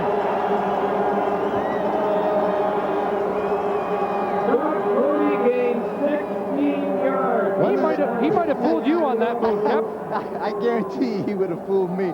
He'd have left a lot of my apparel hanging up around my neck, I can guarantee you that. But what Doug does so well is that he keeps his feet moving. And as he does, these receivers still know there's more wide open downfield. Doug just didn't have a chance to get the ball to him. Boy, he is fun to watch. Andy McVay, the running back this time for the Stampeders with a short game. One of the knocks against a very aggressive defense when you go out there, these guys are trying to take people's heads off, but when you have an opportunity to make a tackle on a Doug Flutie, you have to break down, and all you want to do is grab a piece of cloth, get him down to the ground. It may not be pretty, it may not be dramatic, but it is effective as far as making the tackle. If you don't do it, what happened to BC the last time could happen a lot more. 2nd down and 8. Flutie throwing in the flat for Will Moore. Can't hang on. Kelly Sims was in the neighborhood for number 82. Kelly Sims. And it'll be 3rd down, Stampeders. It's 3rd down, 8. Plenty of time. Doug forces the corner, and what he does, just lack of concentration right there on Will Moore. Didn't look the ball completely in. It was an easy pitch and catch. Tony Martino, number 11, in punt formation for the Stampeders. So Tony Martino in on 3rd down, and Trevathan is deep near his goal line for BC. Mike Trevathan back to the line. Again, it would have been a 48-yard field goal, and against the wind, just apparently out of McLaughlin range this afternoon. We saw Mark making them from around 45 prior to the game. Trevathan takes the bouncing punt, and he is snowed under at about the 80-yard line. So it's an 11-point lead with 6:29 to go, 3rd quarter. Downfield. Stadium, Calgary, 17-6 Stampeders. Chris, I just wanted to take a look. If you see Kenton Leonard, he's right down here all by himself. Les Brown had come inside to go on the block, and he was just waving his hands right at the last minute, trying to get Martino's attention. All he had to do was dump the ball out there. That would have been a big play for the Calgary Stampeders. Right place on the field to try something like that, too. Now, BC backed up over the middle. Ray Alexander, Marvin Pope there to stop Alexander. He'll spot the ball at the 16-yard line, a couple of yards shy of a first. Good situation with Danny. All he wants to do is pick up a significant amount of yards right now, that he doesn't get into that 2nd and long situation every time against a very potent Calgary defense. Millington goes in motion to the short side of the field on 2nd and 2, and the pitch goes that way to Mims. piled up, but breaks away. Great play by Robert Mims, a first down and a lot more. Looked like he was tied up before the first down stick, but somehow squirted out. Give full credit to Robert Mims on his own because it's a toss play. Good pursuit by the Calgary defense. They hit him there a number of times. Nobody locks up. This is the one thing that'll really upset Wally Wano is missed tackles, particularly in crucial situations. But Robert Mims kept his feet motoring and picks up a big first down for the BC offense. 22 yards for 33. He has 36 in the game. A two-time All-Canadian, 90-91 with the Winnipeg Blue Bombers. First down and Barrett. Will Johnson is being held by Sean Millington, and the flag comes down, and that will negate this reception by Ray Alexander. You could see Johnson trying to fight off the Millington block, and finally the flag flew. 10-yard penalty, first down and 2. Will Johnson did a great job that time of maintaining his leverage on the outside. Sean Millington was up in his face, blocking extremely well, but Millington doesn't know where Danny Barrett is right now, and he's holding on to him long enough just at the last minute when he feels Will Johnson trying to slide back down inside to pursue Danny Barrett. He grabs out around the cloth and around the helmet. There's where the flag comes out. Johnson comes out now, and it's first and 20 for the Lions.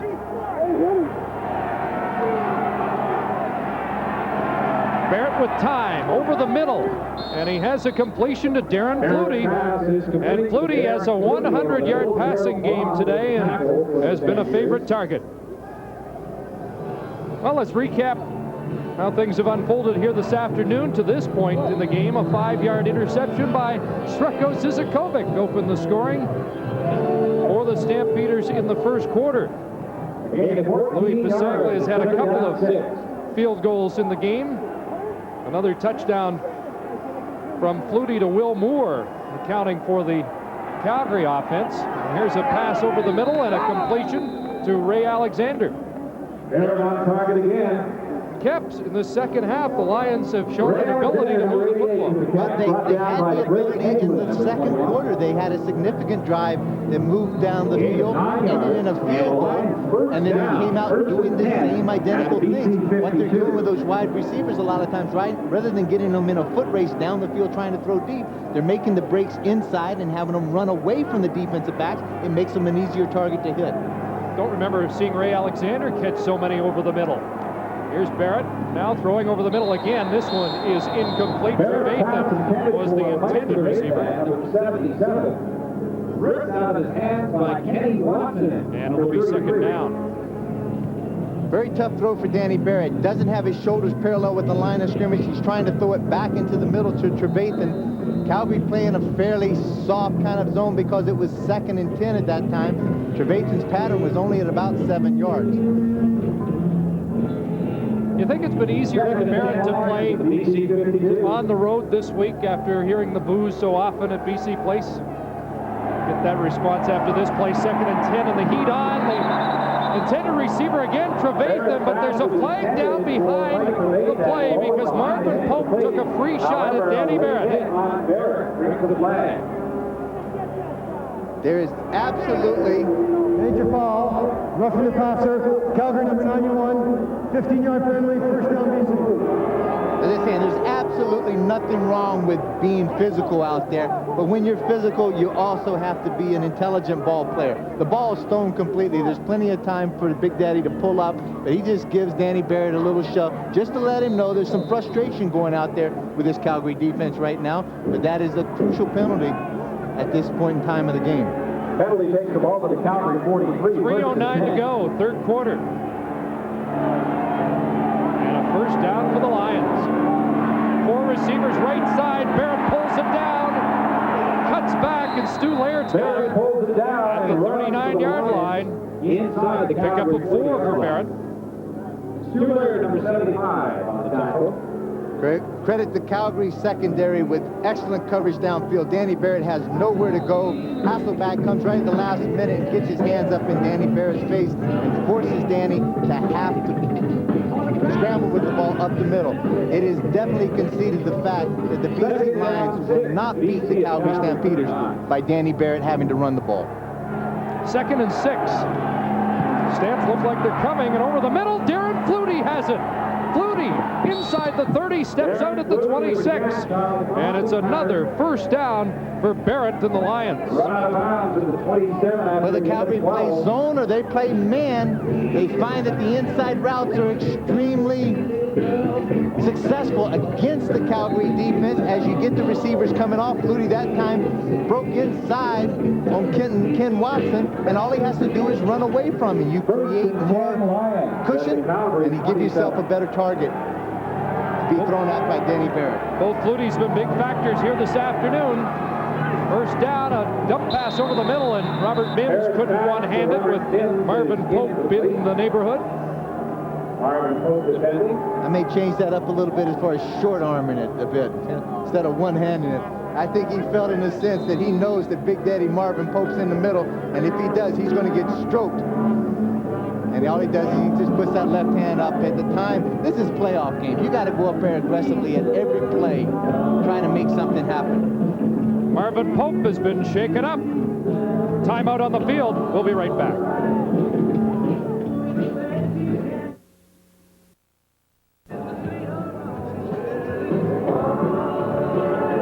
Marvin Pope just up now as he makes his way off the field under his own power. If you take a look just at the contact right here, his head's down, but that neck of his snaps back very quickly. And that could be one of the situations where we've talked a lot this year about burners, or maybe just having that neck stretched a bit and the nerves in there, and that feeling gets lost in your arm. Minute 56 to go here in the third quarter. Your thoughts on Barrett playing away from home? Well, I think it has been very tough for him. He just has not been accepted by the fans in Vancouver, and I think that's a little disrespectful of them. Danny Barrett's a good quarterback, but he came in after Doug Flutie. Had he come in after anybody else, it may have been a different situation. Here he is, looking deep for Alexander, and Eaglin just got a hand on it. Looked like Alexander had gotten in behind the Stampeder quarterback. There's more scoring in the second half in Edmonton in the other Western semifinal this afternoon. It's Edmonton again, and it's another connection between David Allen and Eddie Brown here on the corner pattern. A nice touchdown for Brown, his second of the football game. That makes it 37-13 Edmonton in the third quarter. Chris? Kep, I never would have expected that would have been a blowout one way or the other. Not at all. I think in this case that Edmonton surely would have wanted BC to win their last game and played BC in BC instead of having to play Saskatchewan. They've done an excellent job so far up there. And here we've got a close one. Casaglia has got him within 8.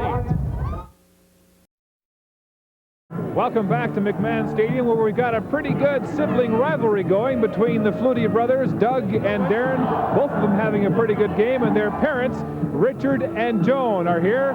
Joan sitting up in owner Larry Rickman's private box away from the elements, and Father Richard down on the sidelines taking some pictures of his son to see you got a BC hat and a Calgary jacket. How do you remain impartial watching your sons play for two different teams, Richard? I don't know. You root like heck for both of them. That's what we're doing. What do you think about the play of your son so far? I think they're both doing a great job today. I wish they'd throw more to Darren, though.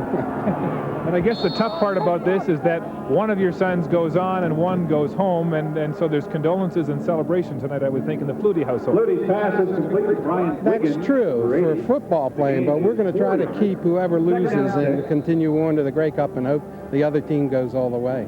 All right, we'll let you get back to snapping some good photos on the sidelines. Thanks for your time, Richard. Thank you. Chris? Mark, he's a great fan, and I don't know, I think that's not a bad call. Keep throwing the ball to Darren because it's been working today. Ryan Wiggins just caught his first pass for the Stampeders, 2nd and 6. And Flutie rolling to the near side. Will Moore, intended receiver, and he goes crashing over the Calgary bench, incomplete. And it's an 8-point deficit, and the BC Lions are going to get the ball right back again. 20 seconds to go, third quarter. Glenn Scrivener does an excellent job of making Doug Flutie have to pull up, and Kelly Sims is step for step with Will Moore along the sideline, forces Doug Flutie to have to lead him even further than he wants to, and that leads him right out of bounds. Excellent defense so far by this BC squad. An offensive touchdown, a defensive touchdown, and a field goal for Calgary. 3 Louis Pasaglia field goals for the Lions. And Martino drives Trevathan back. And the special teams does its job for the Stampeders. That's the final play of the third quarter. Larry Rickman's Stampeders are in tough at McMahon. Chris Cuthbert, Dan Kepley, Mark Lee, and the CFL on CBC crew back at McMahon, getting set to start the fourth quarter. And it's an anxious Wally Buono pacing the sidelines because the BC Lions have regrouped under Dave Ritchie, and this afternoon have given us a gutsy 3 quarters of football and are very much in this game with the ball to start the fourth quarter against the Wind down by 8.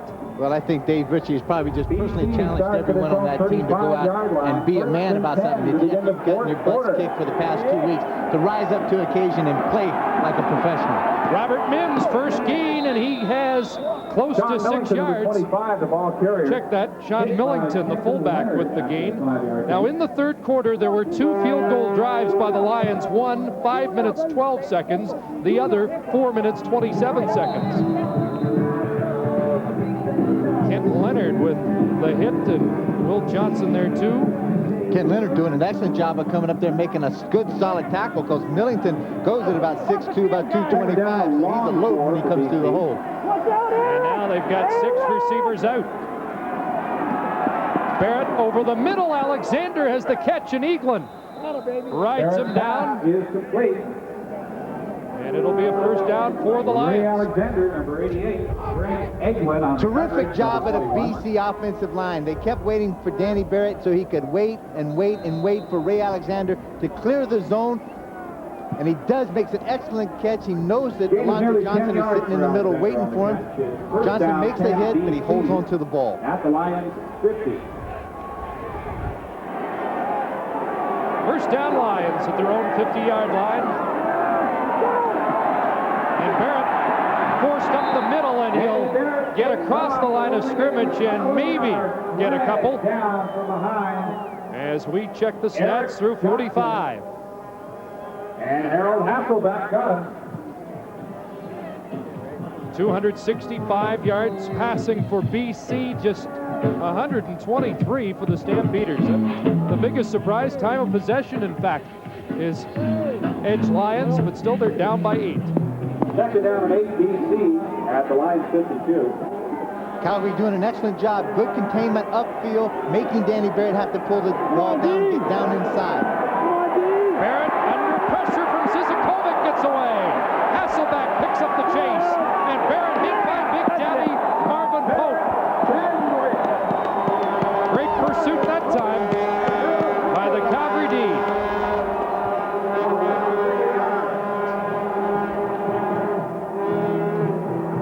Danny Barrett does an excellent job of getting away from Steko Zizakovic right in the middle, but he's just not noted for his foot speed. And right at the last minute, actually Marvin Pope does even kind of hold up on him. He doesn't go through him like a real linebacker, middle linebacker, as far as head down and trying to take his head off. He just throws that big left shoulder into it and knocks Danny Barrett right on his can. All those linebackers are compassionate types, aren't they? They surely are. They're kind of big, sensitive kind of guys, you know? 12 and a half minutes to go, and Pasaglia to punt. Good kick by Pasaglia. Splits the return men, Wiggins and Crawford, but BC gives no yards. It's a 49-yard punt for Lou Pasaglia into the wind. Brian Wiggins with a yard on. Well, this is Grey Cup City for the 81st Grey Cup, and the banners abound in Calgary. All over the city, you can see them going up. Of course, anticipation rising. Who will represent the West in the 81st Grey Cup. They've also erected a huge tent city. There you see it here in Calgary on the main parking lot beside McMahon Stadium.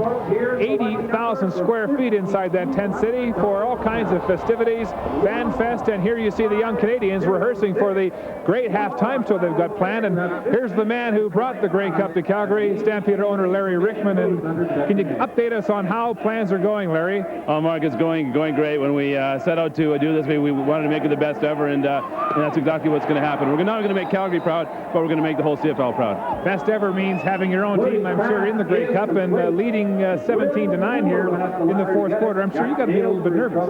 I'm very, very nervous, but you know, these guys have come out to play, and I can be nothing but confident. What about a comment on the attendance? 15,407. Did the fans turn a cold shoulder? I think they did. I think it sent a message loud and clear back that they weren't pleased with the playoff format, but we are expecting more for the Western Final. Thanks for your time, Larry. Thank you, Mark. Larry Rickman, owner of the Calgary Stampeders. Chris? That's if they get the Western Final. The BC Lions may have a lot to say about that in the last 11 minutes and 11 seconds of this game. It's a first down for the Stampeders at their own 25-yard line. First and 10, Stampeders from the Calgary 25. Andy McVeigh is the lone running back behind Doug Flutie. And he gets the handoff. Bounced off a couple of men and a great run by McVeigh. And he finds 8 up the middle. Ty Jones finally brought him down. Andy McVeigh, the very outspoken workhorse inside. Incredible job blocking most of the time against very tough defensive ends, outside linebackers. But then when he does get an opportunity to carry the mail or even on a screen play, he is very successful and he is very productive and an integral part of this Calgary offense. Talking about this being his final year, Tony Stewart has a first down and more. O.J. Brigance finished him off. We've seen more of the Calgary running game today than is the case normally, and they have been productive on the ground. I don't know if that says a lot about Doug Flutie of just wanting to keep the clock running and hopefully get this game over with as quickly as possible. But as I said earlier, when you have a really attacking style defense, all you have to do is just break a seam, or in this case, break the initial point of contact and point of defense, and then you run right to the safety. Well, Chris, the other Western semifinal in Edmonton is turning into a rout. We are late in the third quarter up there, and here's the latest highlight. Damon Allen having another fantastic football game late in this season. Here he throws deep 39 yards to the gizmo for a touchdown. With the convert, the Eskimos now lead the Rough Riders 44-13 late in the third. Wow. As Ron Lancaster got those guys going. Tom Europe, the safety, shaken up on the last play after the hit on Stewart.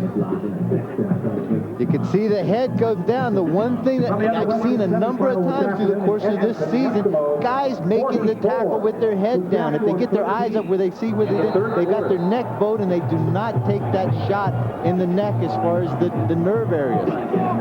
Dave Ritchie has Michael Allen as his reserve safety, a guy that has played for Ritchie in Winnipeg and Ottawa as well. First down, Stampeders trying to put a drive together. Flutie unloads deep. He's got Derek Crawford and he can't hang on. Derek Crawford wide open, got turned around and couldn't hold on to it.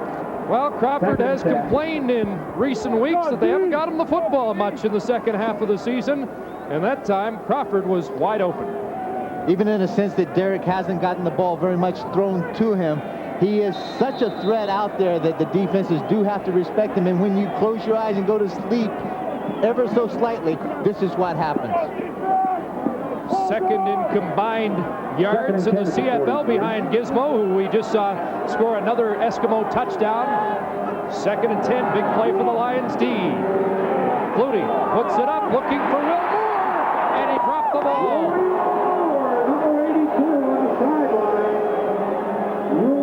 And we have not seen the Stamps' killer instinct in this second half, and Moore, not sure if he's shaken up or just wincing because he couldn't hang on. Well, he stretched himself out, and when he do, and you come down on this turf, and it's pretty hard out there, you make yourself fairly vulnerable, but you can see the effort that he's going to make to try to bring in this reception. Boom!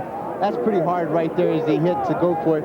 Part of the thought is at the point that had he caught that ball, you know, when you're sitting down there, you're trying to think, all I needed to do was look this in a little harder, maybe it would have been there. Martino again, his last punt with the wind was that booming 78-yarder. The rush was on, and there's contact, the kicker.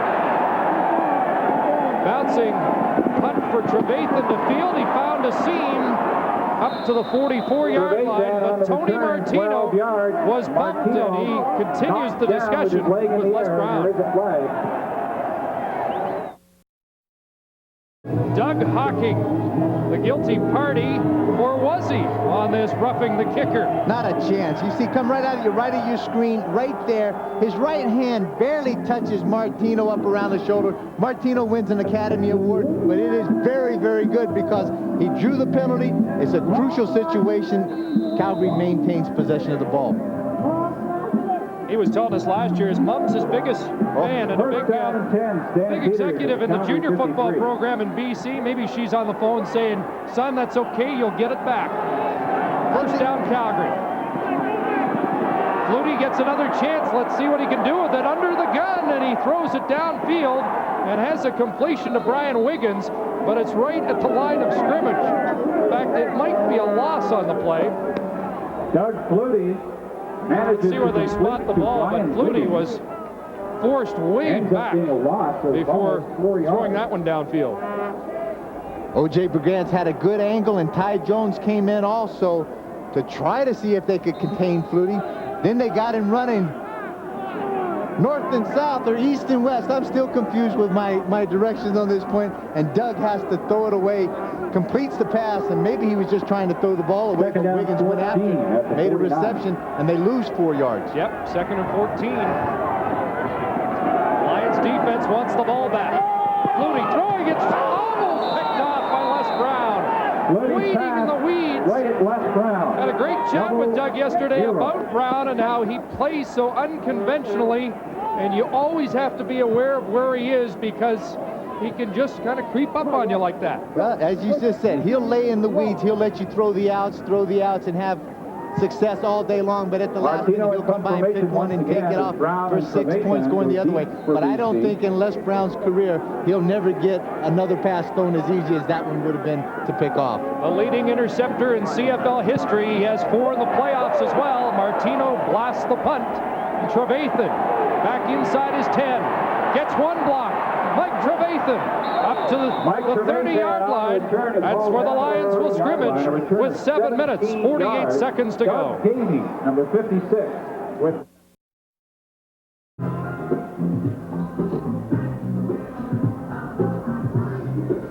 Welcome back to Calgary, where a majestic evening sky covers McMahon Stadium here, where the Stampeders hold a 17-9 lead. The finalists in the East have been decided, a 21-10 win by Hamilton over Ottawa. That means the Ticats will meet the Winnipeg Blue Bombers in the East Final next Sunday. Chris? Boy, if they could guarantee us this weather for the Grey Cup, we'd take it in a minute. Here's Barrett rolling over the head of Darren Flutie. Barrett. And it'll be 2nd and 10. 7:34 to go. Second down. Number 8 trails by 8 here in the 4th.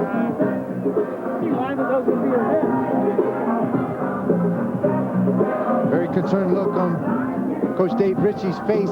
His defense has really risen to the occasion today.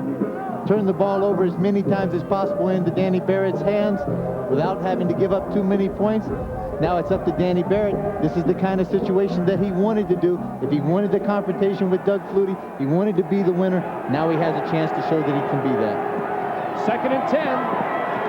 Pressure on. Barrett gets it away. It's a completion and a first down. Sean Millington out of the backfield moves the yardsticks. When we talked to Wally Bono yesterday, we asked what concerns you. He says they're veteran players. They've won 10 games this year. They're a better football team than they've been the last couple of weeks. That's right. They didn't lose. They didn't win 10 football games by fluke. They lost a couple in the end, and that does not constitute the season. Danny Barrett, at the last minute, just gets rid of that football, and he is down on the ground at the present time being looked at. I believe it's Ian Sinclair, the center, and Jamie Terrace may have to come in to replace the Lions starting center.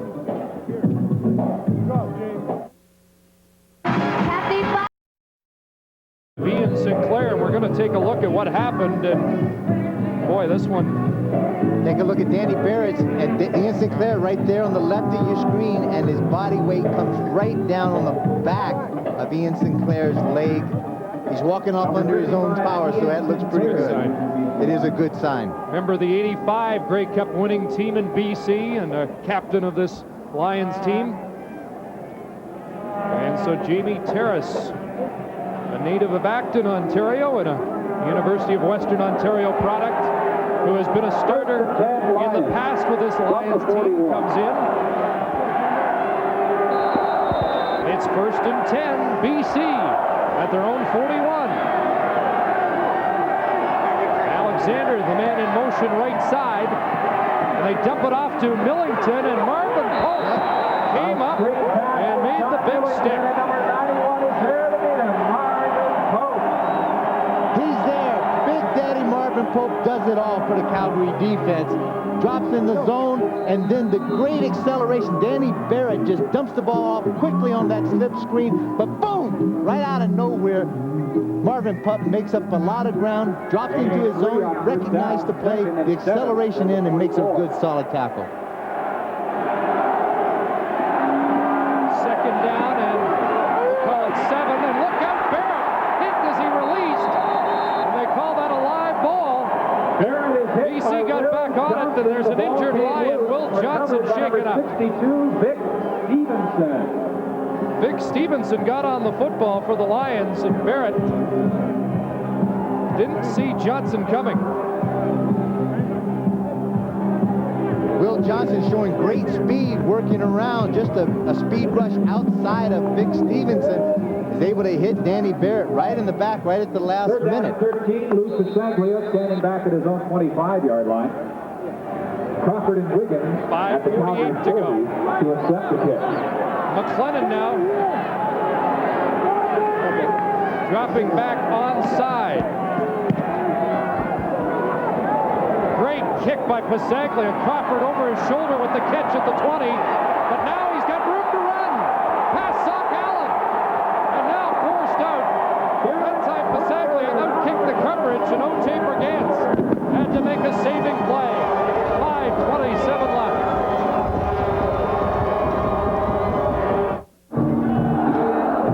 Bad news for the Calgary Stampeders. Defensive end Will Johnson came limping off the field. Now he's nursing an injured hamstring. Last weekend against the Eskimos, he pulled his right hamstring. He's been nursing it throughout this game, stretching it every chance he can get. You can see it's wrapped up underneath his pants. But Will Johnson right now working on his right hamstring, trying to stay loose and limber, because he's a man who's very important in containing Danny Barrett. Chris? Well, Mark, those clouds do look ominous in the background. Hope the weather will hold for the next couple of weeks here for the Grey Cup. Flutie in the flat to Dave Sapunjas. The Lions have done a pretty good job containing the All-Canadian slot back today. Under 5 minutes now left. And any fear of a blowout at windswept McMahon Stadium today was ill-founded. So crucial right now for this BC defense, if they're going to stand a chance, is to turn this ball over somehow on downs or even an interception and get it back in the hands of Danny Barrett. Flutie has it, first down at midfield. Sets up, throws again, back to Sapunjas, turns away from Greer, dives to the 40. Well, the old combination's back in business. Just when you think it's safe to go back in the water again, doom, doom, doom, doom, they start to come out and arrive. Sapunjas, you haven't heard much of him, but then when you do, you got to break down and make tackles. Those are BC defenders that are coming over, really trying to lay the medals to Sapunjas, not being very successful with it. 4 minutes to go. It's an 8-point Calgary lead, and Flutie trying to add to it. Tony Stewart, big hole left side, has a pickup of close to 12. Another Calgary first down at the the BC 29 as Derek McCready is sent in from the Lions bench. Tony Stewart showed great vision on that play. It was just a counter inside trap with Rocco Romano and Bruce Covington pulling from their left to the right. But at the last minute, as soon as he got the handoff, he broke it back against the grain all the way outside of the pursuit of the BC defense to the left. And it allowed him to pick up significant yardage. Let's update you. Edmonton 44-13. They're headed to the Western Final again. And should Calgary hang on here, it'll be 4 straight years that the Western Final is the Battle of Alberta. Trying to pick up the number at the bottom of that pile. And I think it's Michael Allen who is the backup safety who's in there because Tom Europe was shaken up earlier.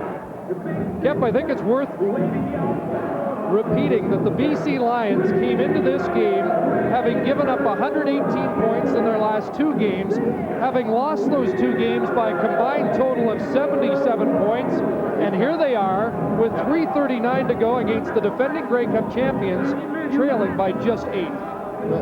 It certainly tells you about an attitude of a team and how when you get 38 guys on the same wavelength, what can happen. Let's go down to Mark. Rickman say a little earlier in this half that he was nervous because this game was so close. I just talked to Dave Sapunjas before this series began, asked him if the players were tight, nervous. You know how players can be defensive when they're afraid of losing and not attacking and trying to win. He said this team's too confident to be worried about that. All we need is one more drive and we'll put this game away, and this might be that drive. Well, they have been there, Kep. Remember last year's Western Final? No, you don't. That's a great thing. I got to have, you don't know how hard I've worked to get Edmonton to play Calgary in Calgary for the Western Final. So this time I promised Calgary General Hospital, I'm not going to be there. I have all my plans. No, I don't remember. Well, let me update you because Thank you. Last year in the Western Final, they were down in the dying moments, and Flutie drove them 77 yards in the final couple of minutes. So at least in this case, they're up by 8. Down? I'll show you down. You were. I was kind of down flat out on my Hey, but you came back too. Oh yeah, no thanks to you when you came to the intensive care and tried to kill me by unplugging a few of those things. I liked your brother's line. You were hooked up to more equipment than Guns N' Roses. He looked at me and he said, you wouldn't believe it, but you had more equipment hooked up to you than Guns N' Roses on stage. I took that as a compliment. Well, I hope you're going to be here for the Western Final or wherever it might be next week, because this one's not over yet. Lions down by 8 at McMahon Stadium. Calgary trying to put a lid on this one as they continue to work on Michael Allen.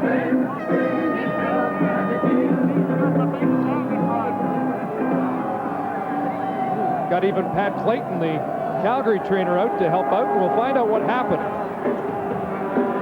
Take a look again now as Allen comes in to make the tackle. The first thing that he does, I just can't tell you, is his head is down again, and when he does, he has the momentum of Stewart coming in, also O.J. Brigance, both of those guys hitting him, and it creates some neck problems.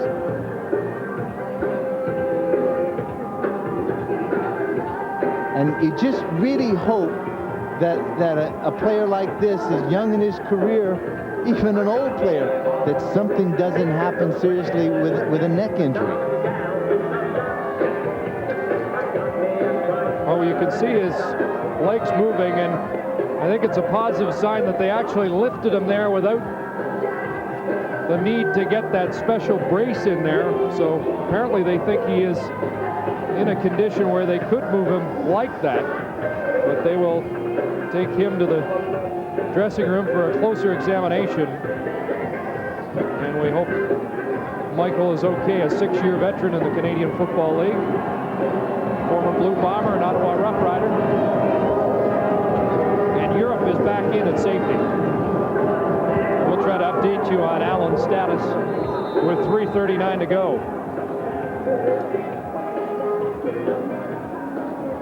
Edmonton on its way to the Western Final. Doug Flutie trying to confirm Calgary's reservation.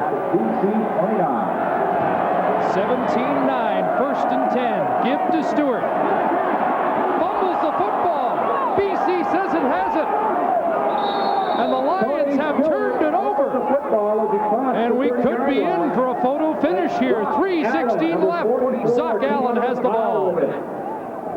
What a crucial turnover at such a crucial situation of the game. The inside counter play, a very simple play that had worked very much for Tony Stewart. The ball just came out of his hands. He just lost the handle on it. Did not have it tucked around the nipple of the ball, tucked up underneath his arms, and then there it is. Ball comes out, big turnover, and even that, a bigger chance for the BC Lions. Down to 3 minutes to go. Danny Barrett in the flat has Millington. Cuts it back and tries to get to the 34. He's close to a first down. Well, we're in for quite a finish at McMahon Stadium. Don't go away. 52 to go in the game, and the Lions trail the Stampeders 17-9. An update now on the injury status of Lions Michael Allen. Calgary trainer Pat Clayton told me he took a tremendous impact in his rib cage, and there is pain shooting down his leg. They've taken him to the University of Calgary Sports Medicine Center for observation. Chris? It's a first down for the Lions now. Danny Barrett, 299 yards passing so far, looking for more. Robert Mims stretched out, couldn't reach it at the Calgary 48-yard line. The line on Barrett, 21 of 36, 299 yards, 2 interceptions. Danny would just love to have just a little piece of this back because he's got the matchup, the out and up to Mims, one-on-one against Finley. It's right there. He's got 2 or 3 steps on Matt.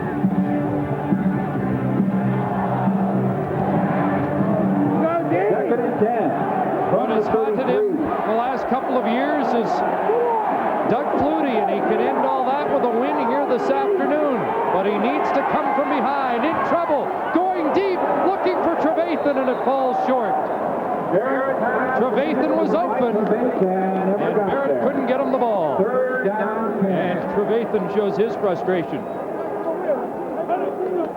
Danny Barrett had to throw that ball out of panic. He was running and scrambling. Zizakovic was up in his face, chasing it from behind again. And then when Danny was able to see Trevathan downfield, he just rifled it up.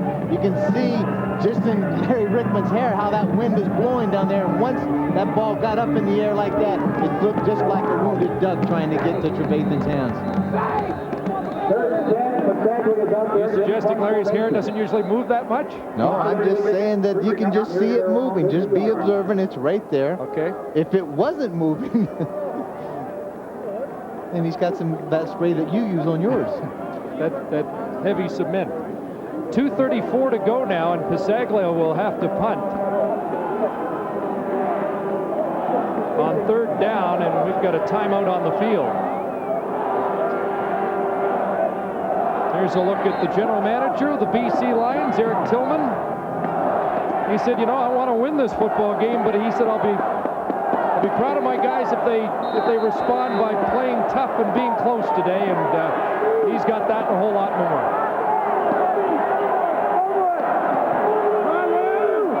Very soft prevent type defense for Calgary, just looking to make sure that Calgary doesn't do any kind of fakes. Crawford. No, he gives way to Wiggins, and Wiggins is hauled down at the 43-yard line. 2:24 to go. Calgary and Doug Flutie up by 8, but not a safe cushion yet. Boy, another week where Flutie's numbers have been kept down to un-Flutie-like proportions. And I think that is the case, un-Flutie-like, as opposed he set such a precedent with incredible numbers for so long. Very similar like Wayne Gretzky playing hockey. After you score 4 or 5 points a game, you have a 2-point game. They go, what's the matter with you? Here's Andy McVeigh and a couple perhaps. I guess the difference, though, Barrett has twice as many yards passing, but Flutie has 1 in the end zone. As the offense meets with Joe Pau, planning what they hope will be another chance to drive for a tying touchdown. Today, Flutie and the Stampeders have done it along the ground, 167 yards rushing, against the Lions. Here's a bigger play than anything that Joe Powell was talking about on the sideline. 2nd and 8. Play action. Flutie forced back inside, and down he goes after a gain of just 2. And once again, Calgary has to give up the ball to BC.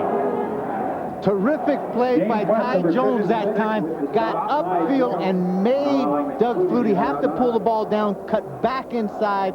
There he is, and then the pursuit is there. That looks like O.J. Berganza fell on top of Doug Flutie just to make sure he's down. Excellent job by Ty. Trevathan and Les Brown are deep. Clock running with under 2 to go in regulation time. BC trailing by a touchdown and a 2-point convert. Martino drops the ball and just gets it away. Trevathan on the first hop, and downfield, a good job by the Stampeders punt return team again. Greg Frere's leading the way, and he led Calgary special teams and tackles all season long.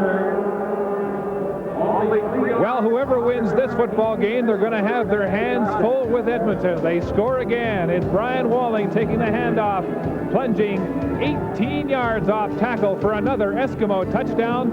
It's no contest, 51-13 Edmonton in the 4th quarter in Edmonton. Kep, that's an astonishing score. A lot of people felt if any team could unseat Calgary as champions this year, it would be Saskatchewan. But now Edmonton has to be considered a team that could do that. Will they play Calgary, though? BC still has a minute 24 to get back on even terms. Darren Flutie with another catch, and what an afternoon he has had for Dave Ritchie. Darren does anything, just reads the zone, falls out to the outside. The main thing took place, not that he made the catch, but that Danny Barrett had the arm strength to get that ball out there with such precision. Doug Flutie 150 yards passing. Darren has 126 yards catching the ball. Barrett 2nd down, and he's going deep, looking for Trevathan, and he dropped the ball. Mike Trevathan, they're going to give it to him, yes. They're going to give it to him, said he made the catch, he was down, and the ball came out. Apparently they feel that it was a catch and the ground made him fumble it. It's a 39-yard reception, and the Lions have the ball at the Calgary 53. Score it. 1 call for Calgary, 1 call for BC. Yeah, let's have another look. Here it comes, plenty of time. Sprint out, post corner route. Take a good look, the catch is there. Okay. And possession, long enough. That's the same play he was open on last series, and Barrett couldn't get it to him. So they found something to spring Trevathan loose. First down. Barrett going deep for Alexander, and he can't bring it in. Ray was trying to keep that 1 foot in play, and the ball was just overthrown. But with 57 seconds to go, they're playing 3-down football in Calgary territory. Andy Barrett had his mind up that he was going to Alexander no matter what. Robert Mims was running straight down the seam as he had gotten by Matt Finley. Danny Barrett just didn't have an opportunity to take a look at him. And in BC, they're starting to edge up on the edge of their seats because the Lions are making this interesting. Here's the dump pass, Millington, and he's tripped up by Alondra Johnson. Johnson doesn't make that play. Millington has a first down and a lot more. You cannot give enough credit to Alondra Johnson on what he means to this Calgary defense. He is so involved in both the run, the pass, the leadership of this defense and this team in particular. Jamie Terrace tries to make a good play on the ball, didn't get a chance. Here it is, kept 3rd and 5, 40 seconds to go. Last gasp for BC. 4 receivers left. Short drop, Barrett, Alexander, it's overthrown. And the fireworks go off because it's Calgary football with 32 seconds left. Of all the success they had, and as much respect as I have for Danny Barrett, somehow I just didn't see that play selection being called at that time. Again, I'm not out there. as Danny has been seen and seen what's open to him out there. But that quick slam pattern, we haven't seen very much of it all game long, and then finally they go to it in the most crucial situation.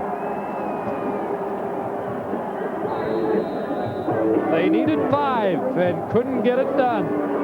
And now Calgary just has to kill the clock and get set for Edmonton.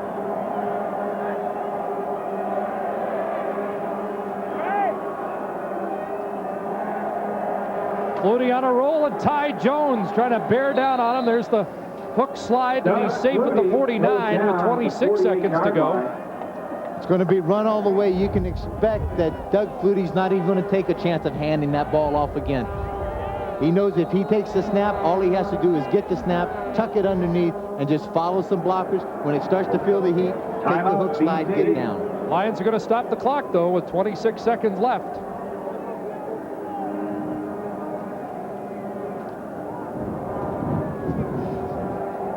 Well, Dave Ritchie, those long nights till 4 in the morning paid dividends today, win or lose. Love you, Amy. He's a coach, and his first thing is he comes to this game to win, not just to be respectable. No wonder he gathered a lot of respect both of this team today and for this team. Wally Buono respected Ritchie's abilities, and he knew this was going to be a tough afternoon, and no wonder Calgary didn't want to play this game. It has been quite a fight. Here's Zach Allen on the blitz. They're trying to get Flutie as deep as they can, and he's down at the 35. 21 seconds left, so BC's going to get the ball back for at least a punt return. They can't just let the clock run out here.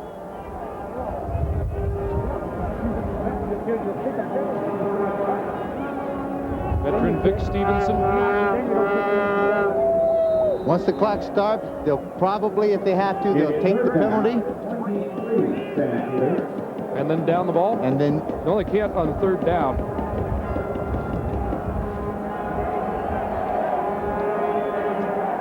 Going to take it right down and then put the knee down when time's run out. And it's over. And the Calgary Stampeders, the defending Grey Cup champions, have had a scare, but they are headed to the Western Final, where Wally Buono will tangle with the Edmonton Eskimos for the 4th consecutive year. Fireworks and a sigh of relief, and 2 great friends embracing at center field. Great mutual respect between the 2 guys we just saw embracing at the head field. Wally has got a lot of compassion for his players, but also, more importantly, for other coaches and other players. And I think a newfound respect between these 2 teams. The last time they left the field back in September, they were the brothers, and they both had great afternoons. But the last time these 2 teams left the field, they had to be separated. Gutsy day for Danny Barrett. He put up the big numbers, but couldn't get it into the end zone.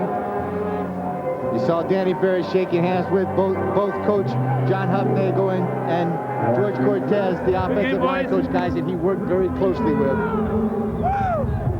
And that's a great scene. And that smile, you know, it really is.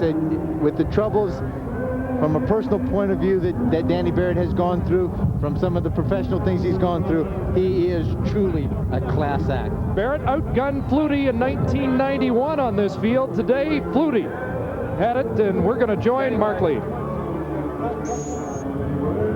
Chris, we're standing by with Doug Flutie. Doug, 17-9 Augusta game. You must have felt like you dodged a bullet. We were just trying to protect the ball the majority of the game, going into the win, and then with the win in the second quarter, we went after it a little bit. In the fourth quarter, we were just trying to protect the ball and hold on. You know, we're accustomed to you throwing for 400 yards a game. I think you got about 150 in this game.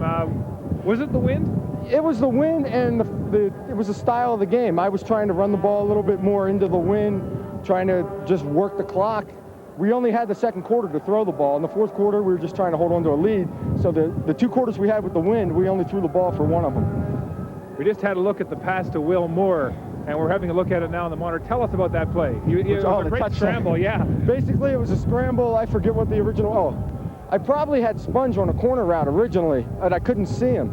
So I looked backside to Will, and he wasn't open, so then I just started scrambling, ran around a little bit, and Will broke open. You took a few good hits today.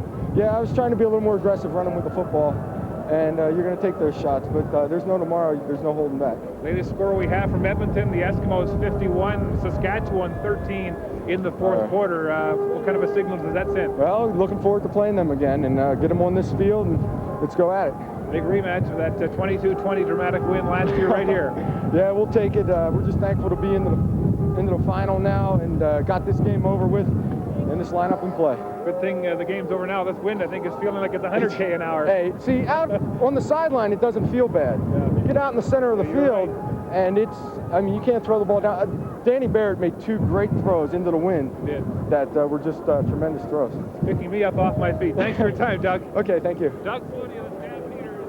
They aced a narrow one here, defeating the BC Lions 17-9. They move on to the Western Final 1 week from today.